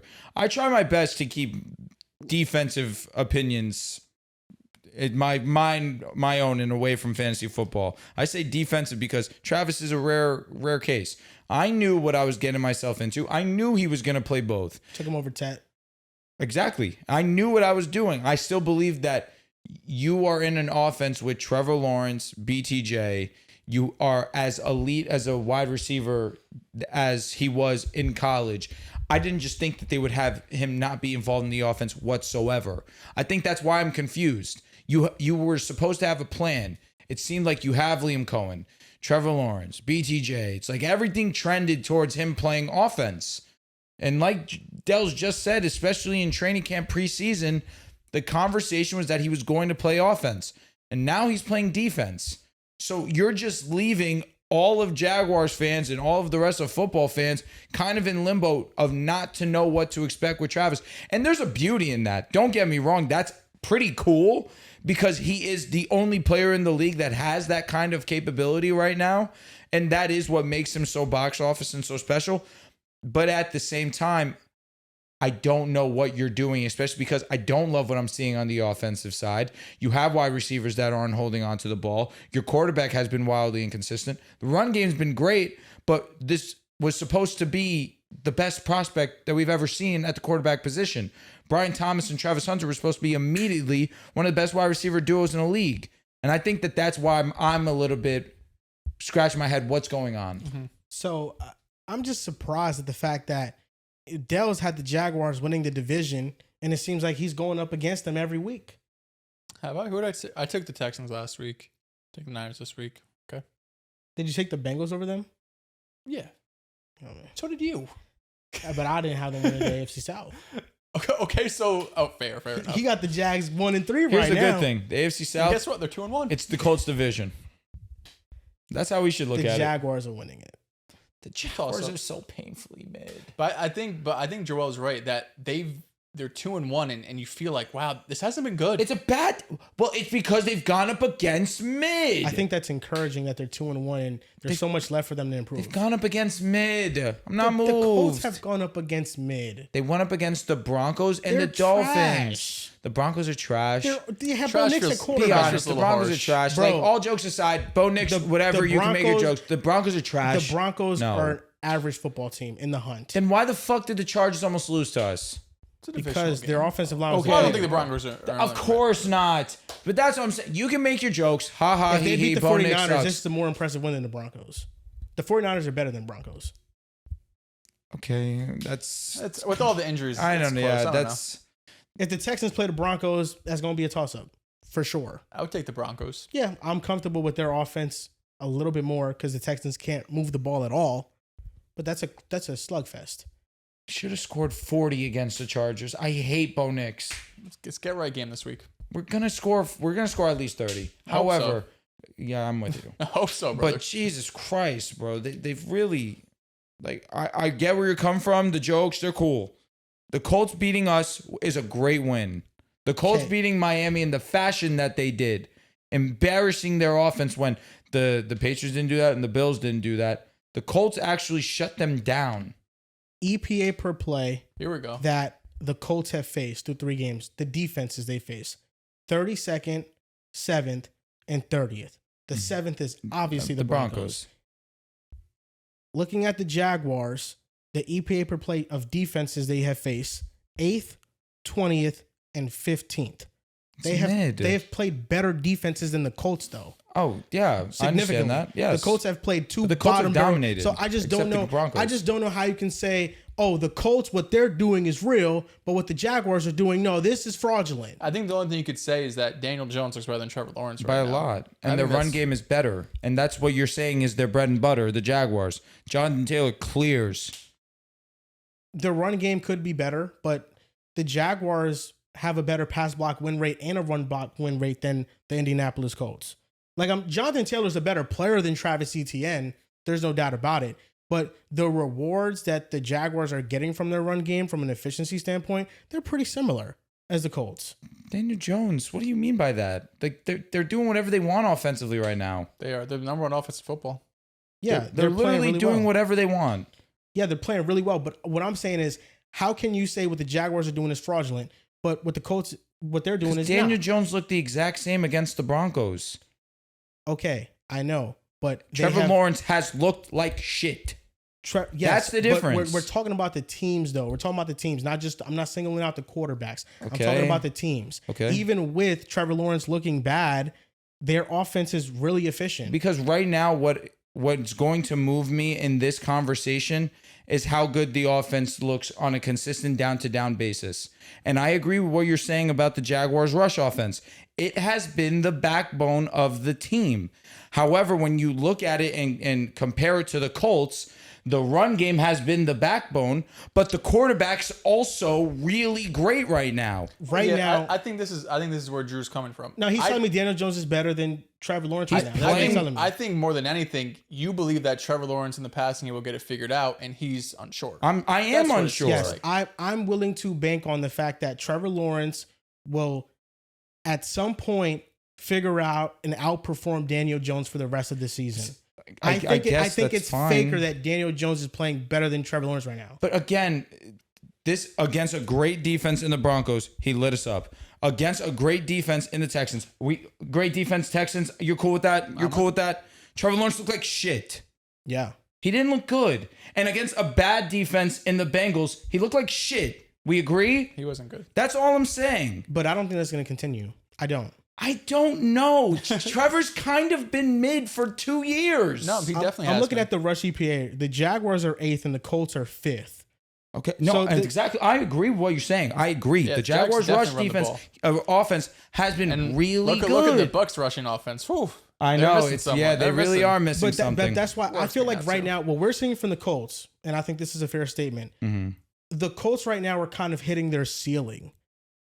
The Jaguars right now, they're number one offense in football. Yes, I hear you, but it's also like the Jaguars right now. There's a lot of meat on the bone left that they can get, and I think it's more likely that the Colts regress and the Jaguars progress than the other way around. That's not insane to say because they're literally the best offensive football. Do we think they're the best offensive football? I don't, but I've been consistent. I think Daniel Jones can do a job. Jonathan Taylor, healthy, is one of the best in football, and a healthy Michael Pittman is a really strong wide receiver one. Strong's probably strong, but you understand what I'm saying. He's a good wide receiver on top of Josh Downs, on top of the fact you still have Ashton Doolin, you still have, I'm blanking on his name. But you told me the Broncos defense was fraudulent. Oh my God, we were drawing anything to try and win an argument. We know the Broncos defense is good. Yeah, I think the Texans defense. But he called the Chargers defense fraudulent. They are. The Broncos have gotten towards against any. They just got towards by Daniel Jones. Why are they not fraudulent? They are. I said that. The Broncos too. Yes. So why is it so impressive that Daniel Jones did well against them? They're fraudulent. Okay, so we're not going to say it's impressive. It is. Okay. But that's my point. You're saying what the Jaguars have done is not impressive because they've actually gone up against no one except the Texans, and the Texans. Trevor Lawrence looked like shit. Dude, they've actually gone up against no one. You're talking about one facet of their team. The defense has looked awesome. Well, yes. That's what I'm saying. Defense has looked awesome against bad offenses. Gotta love a week 4. Jags defense has looked better than Indy's defense. Yeah, I mean the Broncos game. The Broncos were able to move the ball against them week 1 and week 3. They shut down Miami. Shut them down. Didn't do anything. And then Tennessee. Of course, that's why I didn't mention them. I'm not even mentioning them. Yes. Tennessee, who cares? But that's what I'm saying. I'm just saying that one of them is not fraudulent from the other. I think what they're both doing is really impressive right now. I think what the Colts are doing is really impressive. But I'm not just going to count out the Jaguars because maybe the slate of opponents hasn't been the most impressive because 3 weeks into the season, most teams' opponents have not been impressive. Mm-hmm. Yeah, no, there's not a lot of level of comp to go off of. The Colts have looked significantly better than the Jaguars have. Yes, they have looked better. And that is all I'm saying. No, I'm not saying, but what I'm saying is that the Jags are not fraudulent. I don't think they're fraudulent. They've played mid-comp and looked. And then my whole point is, how are the? They've played mid-comp. But they look good. But they look great. So how are the Colts not fraudulent if they play mid-comp? No, you could say that they're fraudulent. I have no problem with it. They played bad competition, dominated. And the Jags played bad competition and just been fine. Yes, I'm glad we finally understand. If the real legit Colts, who are your team of the year, I'm taking them versus the Rams. They're going to beat the Rams. Okay, I am taking them against the Rams. You're taking the Colts against the Rams. Yes, I am. Because you're believing in what you're seeing from Daniel Jones and the Colts offense, and they are not fraudulent. I also believe in what I've been seeing from the defense. And We saw second half, the Rams kind of stall out versus the Eagles. And of course, the Eagles are a great defense. But what has been the overlooked part about the Indianapolis Colts team has been their defense, because this offense has kind of taken the whole league by surprise. What we've seen from this Rams defense early on too has been very impressive. They basically limited Saquon Barkley for the last 2 games that they went up against him. Anything would have been better than what they had put forth in those 2 games. But they got gashed through the air. You had to pick your poison, and they were willing to take their chance with Jalen Hurts. I think that we've realized that that's always a bad decision. Jalen always ends up on top. But going up against the Colts, I think we'll see something similar in that fashion, where they're going to try and take JT out of the game. JT still will get his. JT's just in a mode right now. But we're going to see Daniel Jones get his first real test with pressure. It is real test, this one, for sure. Correct. I say with pressure because now you're 3-0. You beat the Broncos. That was your first test in terms of defense. But now you're going up against the Rams, and you beat the Rams. League's on notice. The Colts are real. The Colts are the team to beat in the AFC South. The Colts, hey, you beat the Rams. You got people talking about you in conversations maybe you don't belong in. That's how crazy the conversations can get. But I do believe in this Colts team. They are one of the most complete teams in the league. And if they can get after Stafford and make him uncomfortable, like we saw last week with the Philadelphia Eagles, again, there's levels to it, but that's the way to make them. That's the way to beat them. You get pressure on Stafford, you make him uncomfortable, you force him into decisions, and you live and die by whatever Kyren Williams does, because that's what the Eagles have done in the last 2 matchups. They've said, we're going all in on defending against the pass, and if Kyren Williams is going to have a great game, let it be. We'll lose and we'll allow that to be what does us in. But if you limit Matthew Stafford and you get pressure on him, that's how you can limit and beat the LA Rams. I like what I've been seeing from the Colts, man. And it goes bigger than just Daniel Jones. Obviously, you guys know I'm a fan, but Jonathan Taylor, man, there's not enough words for me to praise him.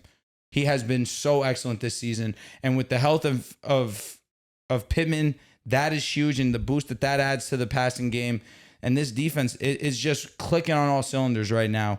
And Shane Steichen's a great coach, man. I mean, every single season, his name kind of gets thrown under the radar because he's had a donut at quarterback, unfortunately for him. But now he's just got stability there, and he's seeing a strong result. I'm going with the Colts, man. This is my upset of the week. So you're for the shoe, not for the Ramley. No, I'm here with the Rams. It's just, this is a weak thing. I'm taking the Colts here. For the shoe. That's very bold of you. In a week where you need to get back in the mix of things, you're going bold, and I really respect it. There's one thing about me. Trust me. And it is what it is. And that is going to, if he gets these right, that's going to swing things a lot in his favor, especially this game.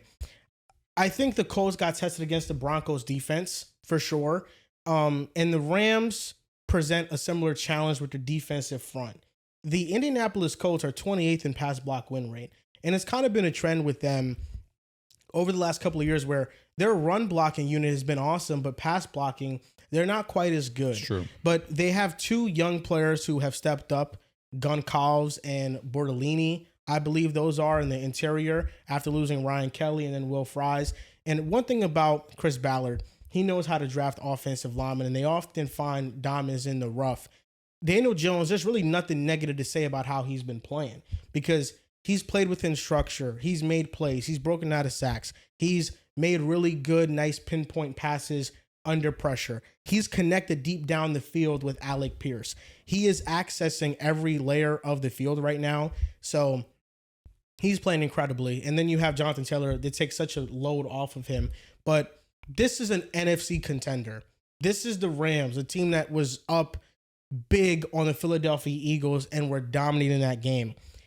The defensive line, I think, is going to present more of a challenge than the Broncos' defensive line presented.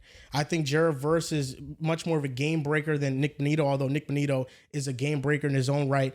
But I love what the Rams have on the inside with Kobe Turner. I think he's awesome. And their defense, the secondary concerns me if they go man heavy. I think they're a much better zone coverage team, but Chris Shula likes to dial up some exotic blitz looks, pressure from different instances. It's hit or miss sometimes. I felt like he did a little bit of that too much against the Eagles in the second half, and that ended up costing him. But I just trust the Rams to get back on track with Puka Nacua, Devontae, and Matthew Stafford because their offensive line is awesome. And the Colts are 29th in pass rush win rate. Latu didn't play in one of the games, and that definitely affected their pass rush percentage. But the Rams overall have a solid offensive line. They're coming off a loss that they felt like they should have won, and they're at home. So I'm going with the Rams in this one. I'm taking the Rams too. I think it's a bold call, Drew, but I like the call. You're sitting at 3-0. If you're the Colts, you have all the momentum in the world. He believes in them. So I don't think the NFL world believes it quite yet, right? I think you could possibly sneak up on the Rams. If the Rams would have won against Philly, I think I would have been more here with you.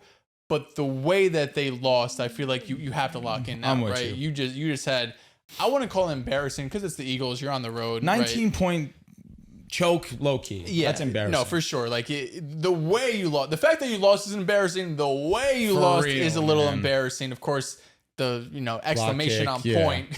Block the kick, returned for a touchdown to put you to bed. That was kind of but the Rams are awesome. I mean, you were mentioned, Drew. So were you, Drew. I mean, this is a team that feels as complete as any there is in the NFL, especially in the NFC. You have a defense that you trust. You have a defensive coordinator you trust, a pass rush that you trust.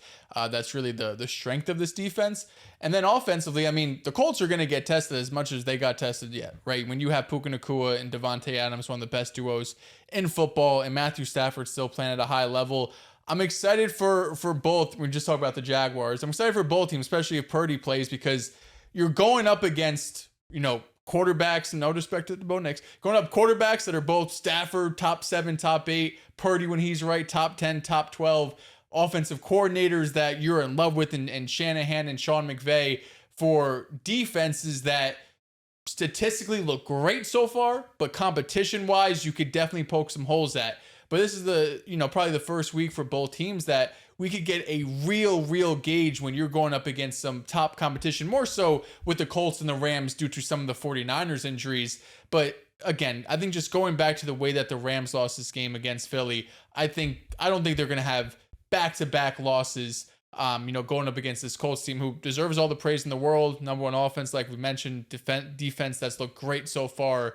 But I think that the Rams are too proven at head coach and quarterback. A lot of veterans on this team. I think they get it done. I feel really good about what the Colts offense can do on a down-to-down basis. I think their defense in this game is going to get exposed a little bit. I agree. Especially their corner room. It's pretty thin. Charvarius Ward coming back and being healthy is huge for them, but the outside corner, it's kind of makeshift right now. They've had some injuries. Charvarius is massive. At minimum, you have one body that you can allocate to either Devontae or Puka, most likely Devontae, because they move Puka all over that field. They know what they're doing when it comes to him. I agree, though. This is going to be very offensive heavy. And 9 out of 10 times, I would take the Rams here. But I just think that the Colts are coming in hot. And the Rams, what does concern me is the fact that they blew a 19-point lead. In terms of if I'm a Colts fan and if I'm thinking that the Colts have a chance to win this game, the Rams are coming in as hungry as humanly possible. But the Rams secondary is genuinely scary. It's not that good. And that is going to be an area where I think the Colts can take advantage. You're trusting Daniel Jones. I'm trusting Matthew Stafford. Going back to your roots, or who's your first root, Stafford or Daniel Jones? Without a doubt, it was Staffy. When I came onto the show, it was Staffy. The year after, it was right. Yeah, because And now you're falling off, taking Daniel Jones over him. I'm taking the Colts over the Rams this week. Daniel Jones got to play really well for that to happen too, though. Probably. I hope he does. But fantasy. Jonathan Taylor has been their best player by far. Yeah. I mean, there was a poster saying if there was a redraft in fantasy, he might be the first overall pick. He is the first quite comfortably. Yeah. Him or Puka, if you want a receiver. But yeah. Puka's awesome too. Next game, Ravens versus the Chiefs. And Xavier Worthy should be back for this game. He is going to make his return. I'm going to be honest. I've said that this was the toughest one for 2 games now. By far and away. I still don't have a winner. My heart, it wants to go with the Ravens. My mind's telling me Kansas City. And the last time that happened, the Eagles put an absolute smoking to the Kansas City Chiefs. I actually wish Riv was here. I really wish he was here. He's so certain about picking the Ravens in this game. So certain. Mm-hmm. Is he so certain about it? Yeah. You think he made a sly remark about it, try to disrespect Patty Mahomes. But you can't disrespect Go Holmes. You can't do that. He's that good. He's that good. He's that great. And you know that you should pick the Chiefs. And you should, because that's a smart thing to do. This team's going to get back on track. against that whack defense. Marlon Humphrey posting that video, it was embarrassing. Matabuke, we still don't know what's going on. Neck injury. Yeah. Kyle Van Noy, who knows if he's going to come back. Questionable. I mean, 32nd ranked rush success defense right now. If there's one game for Pacheco to do anything of notice, it's in this game. I just can't trust that. That's it. No belief. I have no faith. But you tell me Xavier Worthy's coming back with the ascension of Tyquan Thornton.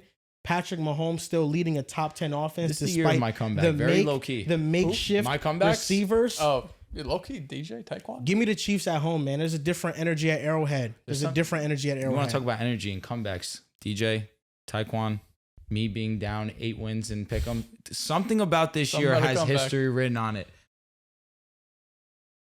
This could be one of those that shot clock cheese for in the app. I'm just like, I don't know, man. I don't know.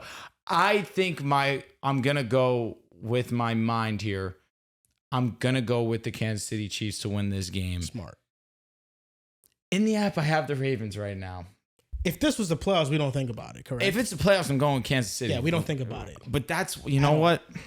I'm going with the Ravens. The Ravens in the regular season, they know how to beat KC, even though not often. Recently, I should say.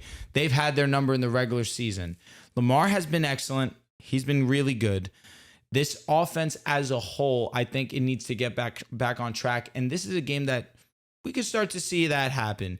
We know that KC's rush defense is still great. I think Derrick Henry needs to just get focused again. Understand that, unfortunately for him, he's been one of the main reasons as to why they are 1-2 right now. They are going to be in desperation mode. I think the Chiefs understand that their vision in terms of getting their team complete is at week 7 when Rashid comes back. They can still afford this loss. They're the Kansas City Chiefs. They'll be able to get things on track a little bit later. In front of their home crowd? The home crowd definitely matters. Everybody bleeding red in the stands? Come on. They're going to go home sad.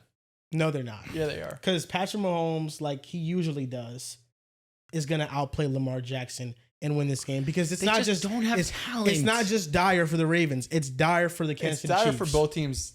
I'm taking the Ravens, obviously. I'm taking the Ravens no matter what every single week. I don't think Kansas City has the horses to take advantage of the defense like the Lions or Bills do. They have the horse. I think that's really what it comes down to. And I think Kansas City's going to be able to move the ball. Like, Kansas City should put up 300-400 yards of offense. They should put up 24-plus points. It's just, are you going to put up 40 like Buffalo or 38 like Detroit? Because realistically, that's what you're going to have to do to beat this Baltimore team. And it's been a while. It's been a while since Kansas City has shown to be able to have that level of offensive success. And if there's any defense to do it against, it's Baltimore. I get it. It's been Baltimore. The defense through 3 weeks has been the worst in football. They've also played 2 of the best 5 offenses in football. So again, I said it yesterday's show. I think there's a little give you have to do there just because they are going up against some high-powered offenses so far through the season. I don't think the defense is world beaters by any means. But I don't think Kansas City is putting up 35 points, 40 points like we've seen 2 of the last 3 weeks against some of these other opponents. And I have all the confidence in the world that Baltimore's be able to move the ball against Kansas City. Kansas City's defense does not look great. It does not look like it has in the past couple of seasons where it's been the strength of this team where Kansas City's willing or able to get by scoring 21 to 24 points a game and sticking in it into the fourth quarter, and then Mahomes could have these comeback wins. But so far through 3 weeks, that defense hasn't showed up the same. You know, they've been doing a decent job limiting guys, especially in like that Eagles game where, of course, Philly had some of their own issues, but they weren't as efficient as they were in the second half of the Rams, for example. But so far, I'm trusting Baltimore and what I've seen from their number 1 rated offense in football, which still isn't really clicking because Derrick Henry's fumbling the goddamn football every fourth quarter. I'm trusting them to being able to go, even though it's in Kansas City, and consistently move the ball. And Lamar Jackson's not taking 7 fucking sacks again because he's too damn good to do that again. Derrick Henry's not fumbling the ball because he's too damn good to fumble the ball again. I got the Ravens winning this game. Compelling. Who are you taking? I'm taking the Chiefs. Like easy? It's not easy. I had to think about it. It's going to be, I think, a high-scoring affair. Even when I try to put like logic to the Chiefs winning, they just don't. Joel, you said it perfect. They don't have the horses on offense to do it. The logic is for the Ravens to win. But Mahomes defies all logic. I need logic in this situation right now. Yep. Mahomes does defy logic. He does. You're not wrong. I'm going with Lamar. That's valid. I mean, they have a better all-around team. If they lose, it's going to be embarrassing. They shouldn't have lost to the Lions, and they got smoked. Embarrassing's crazy. Honestly, he's right. It would be. Who's favored in this game? I think Baltimore's favored. Baltimore is favored. I'm going to be honest. You're right. If they lose, it is embarrassing. The narrative for both of these players is going to be Baltimore's drastically off better the than the charts Chiefs. bad Yeah, they're better. if they lose. But I think the narratives for Baltimore would be worse if they went 1-3. Bro, for sure. Like, I'm already starting conversations in my own head about the Ravens after they got smoked by the Lions at home.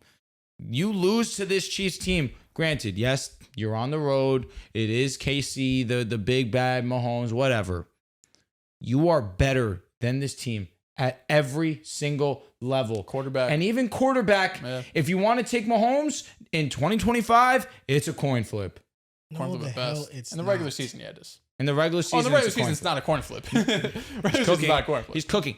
Joel, come on. It doesn't matter to me. Any I situation. understand. However, I'm He's being had a middleman better. He's here, had a better. and offensive usually I'm the supporting one who cast. says Mahomes to hell. Mahomes has had a terrible offensive supporting cast. He has. Even when Lamar's had fucking nothing, he's put up MVP numbers. Nah, really. 2019, He had a year where he really 2022. 2019, he didn't have a bad team. 2022. They won 14 games. He said Well, bad offensive offense. cast. They had an elite defense, and they had Mark Andrews was Bad the peak of his offensive powers. cast. Mark Andrews was in his prime. That wasn't peak Hollywood Mark Brown Andrews. was actually good. He was better Okay, back 2022 though. What about that? MVP Lamar. He then. had 2020 rookies you A mean Flowers. 2023. Thank you. 23, yeah. He had rookies A Flowers. That was an underwhelming. He had Justice Still better Hill, than Gus what the fuck Edwards. Mahomes has been doing these last couple of Underwhelming years. MVP year, honestly. Better than what Mahomes been Mahomes doing these played last better than him couple of that year years. in the regular season. I don't care about the MVP. He played better than him.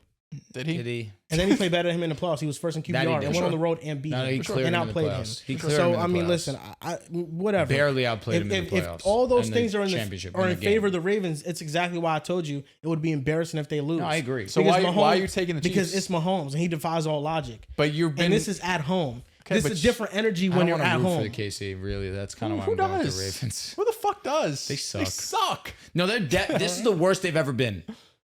This is the worst they've ever been while Mahomes has been quarterback. I know. And This is dog shit. is still top 10 in deep ball efficiency. He's been good. He's fifth Really in good. QBR. Finally. He's Jesus. top 10 in EPA Took per him long play. enough. Yeah, I mean, he finally has Tyquan Thorne, a deep threat that you respect. That's why. Isn't this insane? You see, They had you your boy see, MVS. What happened? He just They had MVS gets, for do years. you know how crazy They won that is? Super Bowls. That Mahomes just gets Tyquan Thornton, and now the Can efficiency we is respect back. Tyquan like he hasn't been wide open and Mahomes has missed him multiple times? Are we not going to act like he didn't drop a wide open touchdown? When? Are we gonna Against act the like Giants. they haven't had MVS, who's Did he? it's better than Tyquan Thornton and still didn't fucking matter? It's not like MVS Tyquan, is not better than Tyquan Thornton. Tyquan Thornton has turned a legit corner. Okay. And it's because of Mahomes' leadership. he's just booty fucking naked, open, wide down the Did field. you see Like Tyquan Thornton's header? It's him and Patrick Mahomes because he knows he's that guy. I would be doing the same He knows thing. that's that guy. Patrick Mahomes might give me $10 million a season this offseason. I would be doing anything in my power to make sure I stay with him. No, if I was Tyquan Thornton, I'd be treating Mahomes like he invented the game. Like, Yeah, I'm going with the Chiefs because they're at home and they need this win too. Both teams are desperate So why don't you take the Niners? They're at home against the Jacks. because the Niners have a lot of injuries. Did he drop a pass? He did. He caught it, but it bobbled, and then they didn't count it. Oh, that's some nonsense. Yeah, it sucked. But then he made up for it. The I next mean, quarter. he's goated, man. I love him. He might actually be good. And that's a good thing for Mahomes. Listen, you know me and my receivers. How often do I miss? Not often. Yeah, I mean, you have a good track record. My track record on skill position players is high. We get to the quarterback position, I get a good season or two from them, and then I can't say more than that. Daniel Jones, we're back though. We're back. He's saving my legacy. For how long is the question? Daniel Jones, with Mr. thank you Daniel for all you've Jones. done for me. MVP through 3 weeks, I think is good That's enough, right? a win, bro. Like, Like, you'll he take that. can be super mid rest of the season. I'm good. He just can't be You dog still shit. have week As long as 3. he's not dog as long shit. as he's not dog shit, as long as like literally he doesn't get benched. It's I'm fine. being honest with you, bro. You better hope to God he throws less than 15 passing touchdowns. How many is he at right now? like 3. He's not a lot. I think He's he's gonna like get a lot more of than JT.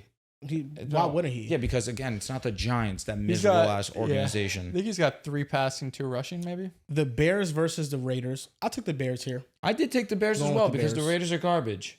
Yeah, I took the Bears too. I mean, the offensive showing they just The had Raiders last good? week. Are the Raiders good, pal? No. They're dog shit. They had the same record as the Broncos, though, so it might be They have the just same as record as the good Ravens. You're right. And the And the Chiefs. And the Chiefs. You're So- right. So you do with that You're as right. well. Who's the fraud and who's not? I can't We know who's decipher. not. The Raiders have Broncos played. be 3-0. The Commanders have played the NFC Championship Commanders and And the, it's the Chargers. Commanders. What the Okay, fuck? I don't know what that was. Wow. Yeah, the NFC Championship Commanders with backup quarterback Marcus Mariota. That you chose. Caleb's back, baby. And Caleb, Kind of. No, Caleb's definitely good, but I've noticed a trend. it's also the Cowboys' defense is maybe the worst in football. It's very bad. I've noticed a trend. With? Drew gets this Caleb jersey. It wasn't going so well. I still have it. You still have it, but it's not displayed no more. I wear it. There was some sly remarks made by Drew in moments about Caleb Williams. Bro, his actually mid. And then he starts to he's flourishing in this Ben Johnson. Flourishing? offense. Yes, he's flourishing. What the fuck? That's He's what we're flour- calling it? You know, anybody that's not Daniel Jones is not flourishing. Trevor Lawrence not flourishing. Caleb Williams not flourishing. well, I don't know if neither of these guys are playing as well as Daniel Jones. to be Drake fair. May at one point Yeah, was like not flourishing. this guy's talking about Daniel Jones like he's not the Drake- best quarterback Drake in May, the you're right. fucking league Drake right May, now. you're right. Nah, That's where you got OD. me. Nah, Drake May, Drake you're Me's got. Hey, I've been praising Drake. Overall, I'm taking the Chicago Bears. No question. The Raiders are garbage. They've been garbage. Will remain garbage. I'm optimistic about Genty. You know, he's cool. Team's not good, man. There's no way around it. I mean, I'm excited for Caleb. He was so good against the Cowboys, but the Cowboys are so bad. Like, remember week one? After week one, we're like, yo, Cowboys defense against Philly kind of shut him down. And then Russell Wilson has a historic game in game 2. And then Caleb Williams has one of the best games of his career in the third in game 3. And now you're like, holy shit, that defense is the worst in the league. Yeah. So yeah, but I don't think it's a fluke, right? I don't think what Chicago did last week was a fluke. Will they be that efficient and have like that many explosive plays every week? Probably not. But you saw Ben Johnson get into his bag a little bit, right? You saw Caleb Williams have some real explosive plays. What they really need is a goddamn running back because they have had one of the best run blocking offensive lines in the sport, and DeAndre Swift is terrible. And it just pains me because if they had a good running back, this could be a team whose offense we're talking about being like a legit, consistent top 10 offense, but Swift holds them back. And Rome Odunze is here. He's and awesome. it's obvious. Caleb he's the and best him, receiver. it's not even close. Luther Burden, great game against the Dallas Cowboys. One of the best passes, the best pass of Caleb Williams' career Flat-footed, was to Luther fucking Burden. 70 yards. Oh my God, that was one of the best passes I've ever seen, truthfully. Like, no bias as a Packers fan, Caleb is legit. Oh my God. Caleb is real. He's special. Caleb is special. You ever quit it? What? You ever just quit it? What? Just No, I'm quit saying it. I needed to let the people know that I'm speaking from an objective standpoint. Yeah, and I'm That saying, do you ever just quit? Even though I root against the Bears because they're a division rival, I'm speaking from a Packers fan perspective. I can acknowledge he's really good. He's talented. He's so awesome. with that being said, I'm going to take the Bears to win this game. You know, I just kind of get thrown for a loop whenever I hear this guy mention being a Packers fan. Yeah, to each their own. You know, I don't judge. Get fucking used to it. No, Get used to it. no, Ghost. simply will not. Get used to it because it's here. I know. And a Super Bowl and a Lombardi Trophy is coming back home to Green Yo, Bay. bro, be straight with me. If I straight dropped the Broncos I in look at you different as a 2021 man. for the Rams, like if I was just like, yo, I'm Ramley to the death of me, I bleed blue and yellow. You basically did that for the Be Dolphins. honest. Be honest. I look at you different as a man. That's how I feel about him. I look at him different as a man. I just can't believe that he did this. I can. I actually can. I wouldn't believe if it was you. It's so believable. Listen. So believable. You know, I have self-respect. No, That's what you I have. don't. I'm This not is the gonna- complete opposite. I'm not going to be just rooting for trash and, you know, a product. Woody Johnson sells the team. I might be coming back, but there's a reason I picked the Packers. There's a deeper reason because that's fan owned. You get that? The only team in the NFL that doesn't have an owner is a Green Bay Packers. Everybody should be a Packers fan. And Ben Houselog, my friend, and also Theo Ash. Theo Ash has welcomed me abroad already. Ben Houselog, Packers fan, told me earlier, it's a fan-owned team. No owner owns it. Anybody's welcome aboard.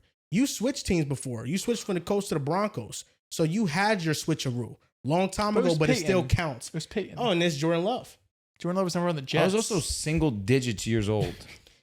Still counts. It's even worse, actually. Because you're more delusional when you're a kid. When you're older, you can understand when you're being treated poorly.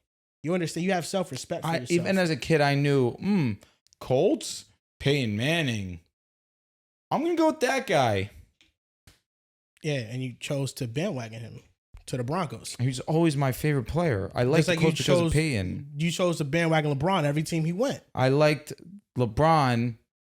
I liked the Cavs because of LeBron. You've liked 3 different NBA teams in your life. Because I like a player. Yes, but now I'm choosing to switch a rule. Why didn't you ever do it with He's the had Knicks? 3 switcheroos. Because the Knicks made the playoffs in 2020 in COVID. Sure, I guess, yeah. And they went to playoffs with Melo, so I guess it was never this long. It was a drought. And That's there was fair. a drought with Melo, but Julius Randle having that season was spectacular. It gave me hope because we had RJ, we had Julius Randle. I've seen the Jets fail with everything. If they drafted a quarterback high, if they traded for a Hall of Fame quarterback, they fail at everything. And the owner fired the coach in week 5. I mean, for me, it's a Woody Johnson thing. I'm not supporting nothing that he touches. I don't even take the Johnson & Johnson vaccine. I used to say that about Jim Irsay. Well, I don't disagree. I don't even take Johnson & Johnson baby it powder. starts with Woody. Woody's terrible. Yeah. Woody's terrible. He just Jim meddles. Irsay was terrible. I give Woody, Woody will pay. Like, that's what one thing of like, Woody will pay whatever. Lion, Le'Veon Bell, CJ Mosley, do whatever the fuck you want. He just meddles. But as a Packers fan, Caleb is special. That's number one for sure. He's awesome. He's gonna be awesome. Big fan of him. And I was looking at their schedule. They're gonna be in the playoff mix. Don't sleep on it. It's not just an overreaction to them beating the hell out of the Cowboys. They have a pretty light schedule, but it starts today. So we're all 4 teams? Because I know you're a Carson Wentz guy. So like it's all 4 teams just gonna be in the playoff hunt? In the NFC North, absolutely. Okay. It's that good. But no, I disagree. Yeah. It is a special division. And we know who's on top, the Green Bay Packers in that division. At least currently. Detroit. They beat the Lions. They had the tiebreaker. Yeah. And they're going up against Micah Parsons' former team, the Dallas Cowboys. This is an ass kicking. And it's going to be a Love masterclass. It's going to be a Matthew Golden masterclass. I'm all in. I think he has his big star 100%. game against Dallas. 1000%. And maybe even like T.O. has a bucket of popcorn and waiting runs for him midfield to the star and, gets tackled throughout it. I don't know. But in a hypothetical world, if you had to start one player, Jake Ferguson, no CeeDee Lamb, T. Higgins going up against Denver, or Travion Henderson, who would you start? Just hypothetically. T. Higgins, no. Jake Ferguson, at a flex intriguing. Spot? Intriguing as hell. He's getting peppered with targets. It's gross. It's like 14 targets, 72 yards, but he gets so I'll go with targets. Travion, bro. Travion versus Panthers seems written in the stars. It's However, so risky. what's safer? Safest by far, Fergie. It's so risky. Yeah. Fergie is easily the safest play. He's gotten nothing but peppered with targets. Going to be a Packers receivers question. Wicks or Golden? No, he needs... Wicks is a different league that I might have to start him in. I'm going with the Packers. That's obvious. Dallas's defense is horrendous. No CeeDee Lamb. George Pickens should see a good amount of volume, but Ferguson, without a doubt, bro, I'm genuine when I say that. I think he's going to have a good game. I hope they move Pickens around more because he's primarily just been an outside guy, and now that CeeDee's gone, it's like, I know like Turpin and Tolbert and these dudes, they have their moments, but obviously Pickens is like your number one guy. He basically becomes CeeDee Lamb for the next 4 or 6 weeks, however long he's going to be out for. So I hope Schottenheimer moves him around and he's not just primarily this X receiver and just going to play on the outside because he's your best pass catcher right now. And you want to try to make things easy for Dak. It sucks that the first week without CeeDee is going up against the Packers, who have looked like one of the best defenses in football.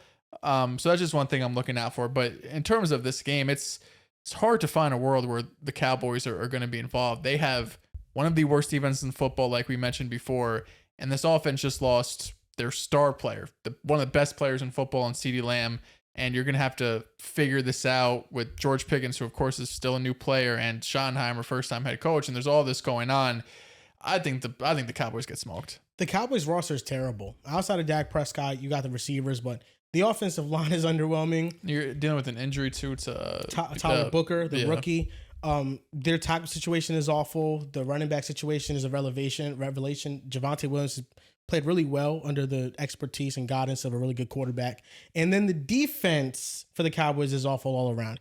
I think Green Bay wins this game pretty handily. They bounce back. Jets versus Dolphins. Going with Dolphins without a shadow of a doubt. Jets are terrible. Dolphins need a win. especially at home. Tua never loses to the Jets. Also, that's first and foremost. Does he own the Jets? So for far. sure. I mean, that's another reason. He also come on. How the hell do you get owned by two? Come on, bro. He also used to Sickening. own the Patriots, and he did lose week 2. My goodness. So out there, maybe 2025 is a year of insane things happening, but not this week. Give me Dolphins. I'm taking the Dolphins. The Jets need to prove that they can win before I could take them. I think I'm begging. No, I want to pick the Jets. I think they split with Miami. I think they probably win in November whenever they play again in MetLife. Tua's playing, I don't know. But the Jets need to prove that they could win. They need to prove that they could win football games before I can. I'm trying to keep up. If I was in first place, now a little bit of leeway, I'd probably take the Jets. But I need to catch up here. I can't fuck around with my fandom. I think what Drew said is right. Like, haha, Tua owns the Jets, but it's right. Like, they've been able to move the ball every time, even when it was fucking Robert Saleh and elite defense. Good Tua was dotting. Do we see a Zach Wilson side in this game? No. One pass. When it's 40-0. One pass, shot play. My bad, bro. Zach Wilson, we want you to throw this deep to Tyreek Hill. Probably not. Overthrown. Right in the basket. Tennessee Titans rookie season. Corey Davis throw. Tears streaming down his eye. I never left. Yeah, no, I got Miami in this game. I think the Jets defense has been bad. It's been terrible. We talked about it a bit yesterday, but the Bucs game didn't move me, man. The Bucs game did not move me. I know Aaron Glenn was happy and everything in the press conference saying they fought, and yeah, you fought. Got your ass kicked for like 3.5 quarters there, and you made a nice comeback because you had a crazy block kick. Play to the end, I get it. But if it was like the Steelers game in week 1 where it's like, yo, you're consistently moving the ball, you had some dropped interceptions and a fumble didn't go your way, it would be a different conversation. But I left that game thinking, God damn, like offense was a struggle. Defense, you couldn't stop Baker Mayfield. They were dealing with a million injuries. Mike Evans goes out middle of the game. They still score damn near 30 on you. So the Jets got to prove they can win. They got to prove they could do something great. And you're also dealing with quarterback injury, right? We don't know if Fields is going to play. We don't know if it's going to be Tyrod. Brees hasn't looked great the last couple of weeks too. I got Miami. Yeah, it's pretty easy for me. I mean, the Dolphins, led by Tua and the backup quarterback order of Zach Wilson. Yo, can we just as grown men admit that Tua has not been as bad as people are making it out to be? Well, he's like one of PFF's worst rated quarterbacks, right? So is Aaron Rodgers. Sure, he's playing bad too. Okay, well, you just said I was a PFF nerd, so I don't know. Why are you being such a PFF slut to start this season? Yeah, I don't know. We've never used PFF grades to talk about quarterbacks. Can we stop? It's annoying me. I like it when it fits what I gotta say. I respect that. But when I used to talk about EPA, what you used to love, you used to say it was a flawed stat. So why do we care? Every stat is flawed to a degree. So then let's just start talking objectively. I think defensive EPA is more flawed than offensive. I don't hate that. Well, Has Tua been as bad as horrible against the Colts? Against the Colts. Horrible. But has he been as bad as people is making it out to be? He was fine against Buffalo. And he was fine against New England. It's just the fucking god-awful turnovers at the worst times. Sure, turnovers. But against New England, it was just a bunch of screen passes and swings. That's the Dolphins, bro. Congratulations. MVP Mahomes 2022 was Mr. Screen Pass. No, it was just week 1, he was god-awful. And then week 2 and 3, he was just fine. He was so bad. And he had the game-ending turnovers on both games. Well, the one versus Buffalo was tipped at the line. I can live with that. I don't know. You can't just overlook the turnovers. Has he been as bad as people are making it out to be? Like he is a cancer to the game. Like people make it like he's ruining the sport. Is he a bad quarterback? Yes. Really? Yes. He's bad? Yes. He's below average. He's bad? Like yes. Bad. Yes. He's not a good quarterback. Tua or Spencer Rattler? Tua. Okay. You like Spencer Rattler, so I don't know what that means. I do like Spencer Rattler, but I think Tua is better. Tua or Geno right now? Geno Smith is a better quarterback than him. Tua or Aaron Rodgers? Be dead ass. I mean, my goodness. Would you rather Aaron Rodgers right now? Please say no. Low-key, with the Dolphins offense, just throwing those dink and dunks. He's more mobile than Tua. He can actually escape pressure and stuff. Neither of them could move for shit. I mean, brother. my goodness. I might just take Aaron Rodgers. That's Tua or Bo Nix? Gives me allergies. Tua or Bo Nix? That's a tough one, bro. They're both not good. I would probably go Tua, though. I'm just that Bo Nix is actually the worst rated quarterback. So he's below Tua. How high is Jordan Love? He's actually top 10. Is he? in everything. QBR, EPA, you name it. It's funny because, he also threw an untimely pick too. He did. Brutal against the Browns too. That was not a good game, but he wasn't bad. Wasn't that good against the Lions either. Yes, he was. He had like a good drive or two. Against the Lions. He had a good opening. Oh, no, the first couple. Second drive was good too. About the Commanders. First half, they were awesome. He's first half merchants? Okay. I just don't feel like you should put Jordan Love in these conversations. I think I'm just asking questions, bro. Maybe Jordan Love, maybe we need to start doing deeper dives on Jordan. What's Jordan Love's second half EPA numbers looking like this year? It can't be good. Can't be. No way. Do we want to look into it? What's the second half? We can look into it real quick. Jordan Love, Mr. Jordan Love. I love the site rbsdm.com. That's where you get all the EPA per play numbers. Yeah, that site has single-handedly ruined football. Fucking hate them, man. They do good stuff. I'm joking, guys. All right. Like engineers put that together because Jordan Love so not UI friendly. is 5th in EPA per play right now. That's in the second half. Yes. Now, I'm gonna single out the third, fourth quarter, and overtime, and see. Hasn't played overtime. But okay. Well, yeah. But other quarterbacks, yeah. Has there been an overtime game this year? I don't even know. I don't think there has been. I don't think so. Jordan Love's EPA per play in the second half. He's scrolling. He actually doesn't have enough plays. Lower the minimum. Yeah. I'm lowering the minimum. It's a minimum of 48 plays. Let me lower it to like 20. 10. Yeah. Yeah. How does he not have enough? Because week 1 they ran the ball 1 trillion times. Okay. He said he's scrolling down. Jordan Love is 16th. Okay. So he falls off. Yeah. A cliff. Who's below him? Drake May, Jaden Daniels, Dak Prescott, Mac Jones, Kyler Murray. And yeah, that's probably the notable ones. Like then we get into the bottom barrel ones. Trevor Lawrence is 28th. Tua's 30th. Bo Nix is 31st. But yeah. 16th. Scrub. Respect J Love, man. Yeah, I'll be disrespecting. You make me just hate the Packers and hate Jordan Love. Hate the Packers all you want. They're fan owned. You should actually like them. What is it? What does that matter? Because I could buy stock in a team. But what does it give you? It gives me. You get like a plaque. No, I think this is every organization should not have an owner. They should have somebody that could vote somebody in and out. A democratic process. It should be like a president type shit. Yes, because sometimes somebody does a bad job. Like, why is Woody Johnson still an owner? It's because he has a monopoly. So it's good to know that if the Packers fail this season, it's your fault. You can blame it on me. I'll take it on the chin. So can we vote you out?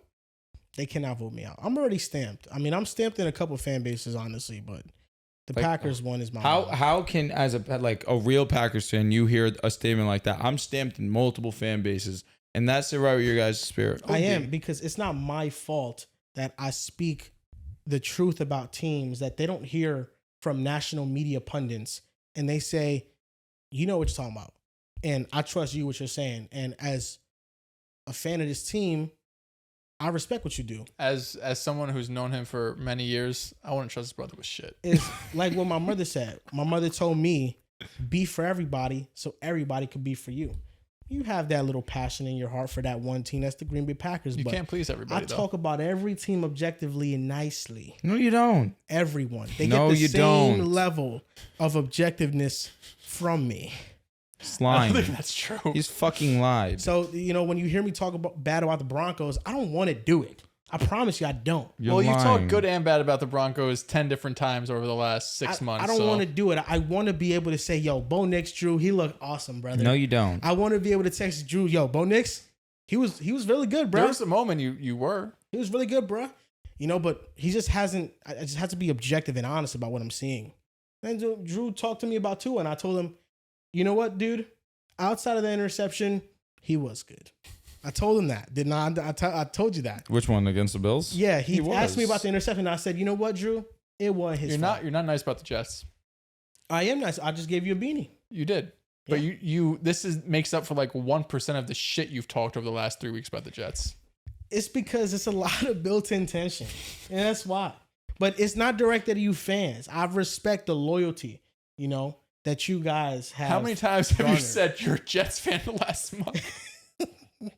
It's because sometimes you want to act like you're all high and mighty rooting for a team that sucks. That's why. I know they suck. I don't think I'm high and mighty. Nah, you want to come in here and talk about Jordan Love and talk about Patrick Mahomes. Yeah, sometimes that pisses me off. You need to be checked sometimes. You need to be checked. You're the one that needs to be about it. checked the fucking most. I'm a wild card, baby. Jets, Dolphins. I got the Dolphins in this. Dolphins, yeah. Slugfest. I'm really mad at you for not I don't think picking I think the both Jets. teams will be able to score. No. Bengals versus the Broncos. Now, this is the game of the week. Get right game. This should be a get right game for Denver. Put the fucking house, the mortgage, the car, Oh, God. name it. Yes. Broncos. It terrifies me now. Jake Browning against that defense. Ooh. Yeah, there's going to be the next like 4 or 5 weeks for the Bengals are brutal. They get a stretch eventually where the schedule lightens up. But for the next few weeks, I think Jake Browning's offense is going to look terrible. Yeah, I mean, this should be a bounce back for Bo Nix. What do we predict the stat line is going to be? I think he throws for 245, 2 touchdowns, but I think J.K. Dobbins and R.J. Harvey are the stars of the offense, to be honest with you. I think going up against that Cincy Rush defense, it needs to be imperative of getting J.K. involved. He's been unbelievable, so great for us. But I think R.J., we want to get him involved more and more in this offense. This is the game to do so. But I've said it. I said it on last episode. I'm meaning it. J.K. needs to be the guy. He is the best running back on the team by a lot. So I'm anticipating J.K. to have himself a really strong ball game. But it wouldn't surprise me late in the game. Bo Nix stat pad. We're just trying to make things look pretty. And Bo Nix has a great stat line. But we should put them away pretty comfortably. This should put the Broncos back at 500 and right in the mix with the AFC West with all the other teams. Hopefully the Chiefs being at 2-2 as well. It's going to be a good week for the AFC West. Outside of for the Raiders. That's it. Yo, I'm going to be dripped out in Giants gear rooting for them. The Giants? Oh, big game. Yeah, Big the game. Chargers fans have been bullying you a little And bit. I want to say this straight to y'all. Fuck you. Now do you realize that their fan base is real? With real Fuck 'em. people? They got Fuck real 'em. people. 'Cause Yeah, some no. people Shout act out like to they them. don't have no Shout out to them. fans. The 100 fans that they have all messaged me, and they left comments on our podcast. Really appreciate you tuning in to listen to me talk about how your team is wildly overrated. I don't give a fuck about you guys. That's rude. You're bad. End of the day, the Chargers are going to be what they've always been, a joke. Stop. So rude. They're so good. See, I could never talk that rudely about a team. They're so good. I can never do that. They're so good. I don't care. I'm not moved. And that's why I'm stamping I'm not. Charger land. Congrats, bro. I check this. They clutched a game at home. What kind of home field advantage was that? It was basically dripped in orange. Madison Beer They was don't there. have any. And I'll give her W. flowers. I'll give her flowers. And I'll give Herbert his flowers. She's making the Chargers Elite hot. Power couple. Power Yeah, couple. OD. I'll never say a hot bad word couple. about that man, Justin Herbert. I won't start today. Herbert's, Well, he's he probably- owns you. You he's- can't. He's probably Y'all good. know my Herbert dominated the Broncos last year. Y'all He's know probably my- dominated some y'all- other shit too. fucking right. You know my feelings about Herbert. It's a 6'6" I'm just dude. gonna leave it at that. I The mean- rest of your franchise and Jim Harbaugh, they just have so many things that I mean, like. if you love the quarterback and the head coach. Defense overrated. That's where you're standing on. Bo Nix should have threw for fucking 700 yards against that elite defense. Should have. He definitely should have. Left the I was meat on the thinking bone. about a concept that we should do in the podcast. We should, on our each given and respective walls, we should decorate it with our quarterbacks that we like. The quarterbacks that are, they're our quarterbacks, basically. We claim them as our quarterbacks on this show. I can't have Bo Nix and Herbert next to one another. It's just nasty. You don't claim Herbert, bro. I can't anymore. Yeah, you haven't claimed Herbert in a couple of years. That's my guy now. I can't. I got haven't Love. enough. You know, I had this Mahomes, conversation with my Burrow, dad. I said Herbert, it's really disgusting how I and sat through Darnold. thick and thin with Herbert, and I have to give him up when he's good. He's always been good. You didn't have to give him up. You just chose to do that. I'm not going to support Herbert while the Broncos are good. You gotta No, support I him. You feel can you. just, I feel you. not hate on Listen. the Chargers. Dude, I wish I could say fuck Drake May because the Jets are good. They're not. You know what I mean? Like, the Broncos got good as I'm seeing them turn the page, and I'm just like, I can't do Yeah. it. Well, Herbert was awesome. They just weren't winning. No, Now for he's sure. awesome and they're winning. Exactly. No, Herbert's elite. Yeah, he's always been elite. He has. Should we have a limit for When have I fallen off Herbert? I just haven't No, been you as... never. No, never. I was going to say. Yeah. You've been hating the Chargers. He's a part of them. It's unanimous. That's all it is. I've been constant about that defense being overrated. You were just at an all-time high when you put him number one. That's what it was. You were just like He above the world. was. He's amazing. He was awesome. Josh is number 1. You can't claim Herbert if the Chargers fans hate you. I'm going to their be guy. honest with you. I don't give a flying fuck about what they have to say to me. They love me. I'm in I'm on the May Herbert guy. because Boston fans love me. They get surprised when I'm a Jets fan. A lot fan. of number 10s that are awesome. Drake May, Jordan Love, Justin Herbert. Something about number 10. Bo Nix. Or next Idiot. to number 10. Fucking dumbass. Like He fucked the Yeah, entire- get fucked. Get fucked. Get actually fucked. Actually, it's No, not get a fucked. perfect formula. Sorry, get I fucked. think Alan Lazard's number 10. Should we have a set limit on how many quarterbacks we can pick? Should it be like 5 It total? would just be Bo Nix. 5? What the fuck is wrong with him? No, Lazard's 13. Who would be your quarterbacks? No, he's 10 on the Jets. That's what I thought. He was Yeah. 13 on the It Packers. would be Lamar. Who else? Lamar and May? Just 2? You don't get around, dude. Yeah, I don't fucking go. Because I have to put Sam Darnold in there. Sam Darnold has to be in there. Okay. You always have to root for that under the All radar. right, bad he's kind of quarterback. cooking. I would have a few behind me. It would be Bo. It'd be Tua. It'd be Matthew Stafford. It would be Daniel Jones. Michael Penix or no? No, fuck no. You used to be Bryce? on Michael Penix. Bryce, yes, because I You're a really Bryce do guy. believe. And the last guy that I want to throw in there, solely because that's my birthday twiz, Jaden Jaden? Daniels. Low-key, I would think that you would have Hurts, but Oh, facts. I do have a lot. because I I mean, do have and so we should many. have something where you can't double dip. So either Dell's or Drew's the Hurts guy, and that's pretty obvious now. Oh, it's me. Yeah. Yeah. You I'm can the think OG. that. He can think that.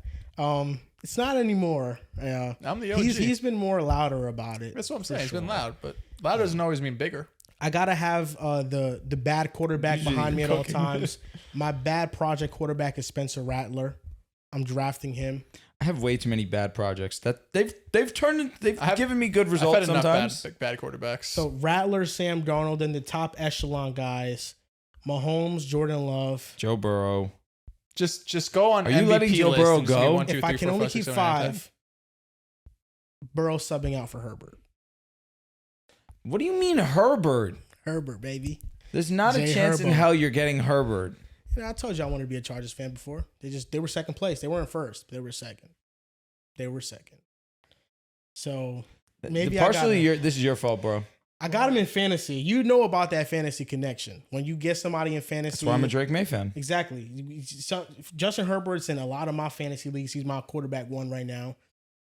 Joe Burrow is tough, man. But right now, like in Dynasty and fantasy, I got to put him on an IR, which means somebody got to sub in.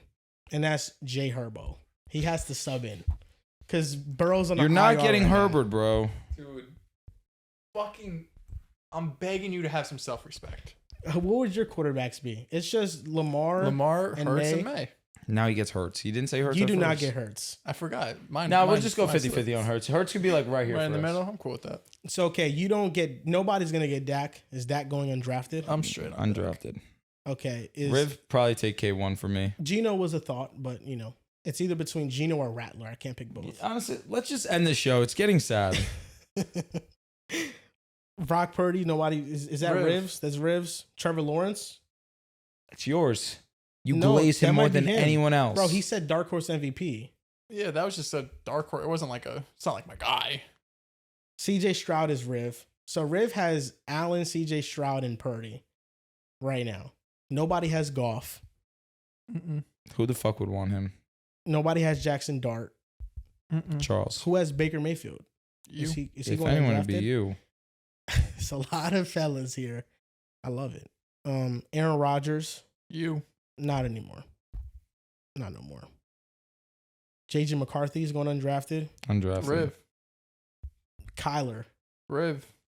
You're not no Well, more yeah, Kyler? it's you or Riv. No, I mean, if If Riv wants him, he can have him.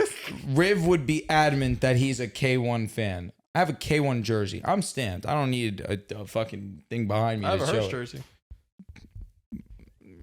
But you'd reach 5 quarterbacks. You have Daniel Jones, That's what I'm Tua, saying. Bo Nix. I'll Hurts. add Fields to mine if I need to get to 5. Okay. You don't need to get to 5. Okay. So maybe if we can send it 6, 7, 8, 9. Maybe each of us take And, 8. and throw Matthew Stafford in there because I need some cream of the crop there. Maybe we have a 32 quarterback draft, we pick 8 each, and whoever we pick with our draft pick, that's our guy. Fun. I guess, but why don't we just pick our guy? Like, there's only a couple quarterbacks we probably overlap with. Dels is the only person on the show that probably has less than 5 for sure. Yeah, it would be like Lamar, May, fucking Hurts. I think Riv would touch close to 5. I would take Fields just because he's on the Jets. So Caleb's going undrafted. You're not going with Caleb. You're not taking Caleb. If I had to take a 5th, I guess it's Caleb. Is taking Caleb in May allowed? Can you double dip on the draft class or no? I was gonna do it with Jaden Bonex. Oh yeah, I did it with Jordan Love and Herbert. So or Caleb number 10. Yeah, I can't do that. Isn't it crazy? I can't have anything. Can't have anything nowadays. No, he's the most disgusting. It's really sad, man. You're disgusting. I haven't had a chance to celebrate in a while. Like, I have to go home and shower because I've been near you. It'll happen soon. Wow. You know, I have to shower because I had white manna before this. I have to shower because my balls are sweaty. That's going to do it for this episode of Pick a Side Podcast. NFL Pick'em Week 4. We hope that you guys enjoyed the conversation. You guys can follow us on Twitter at Pick a Side Pod, Instagram, TikTok, Pick a Side Podcast, and on Facebook. We're on Facebook for all the old heads out there. Let's go. Make sure you check us out. We're at 11,000 followers right now on Facebook.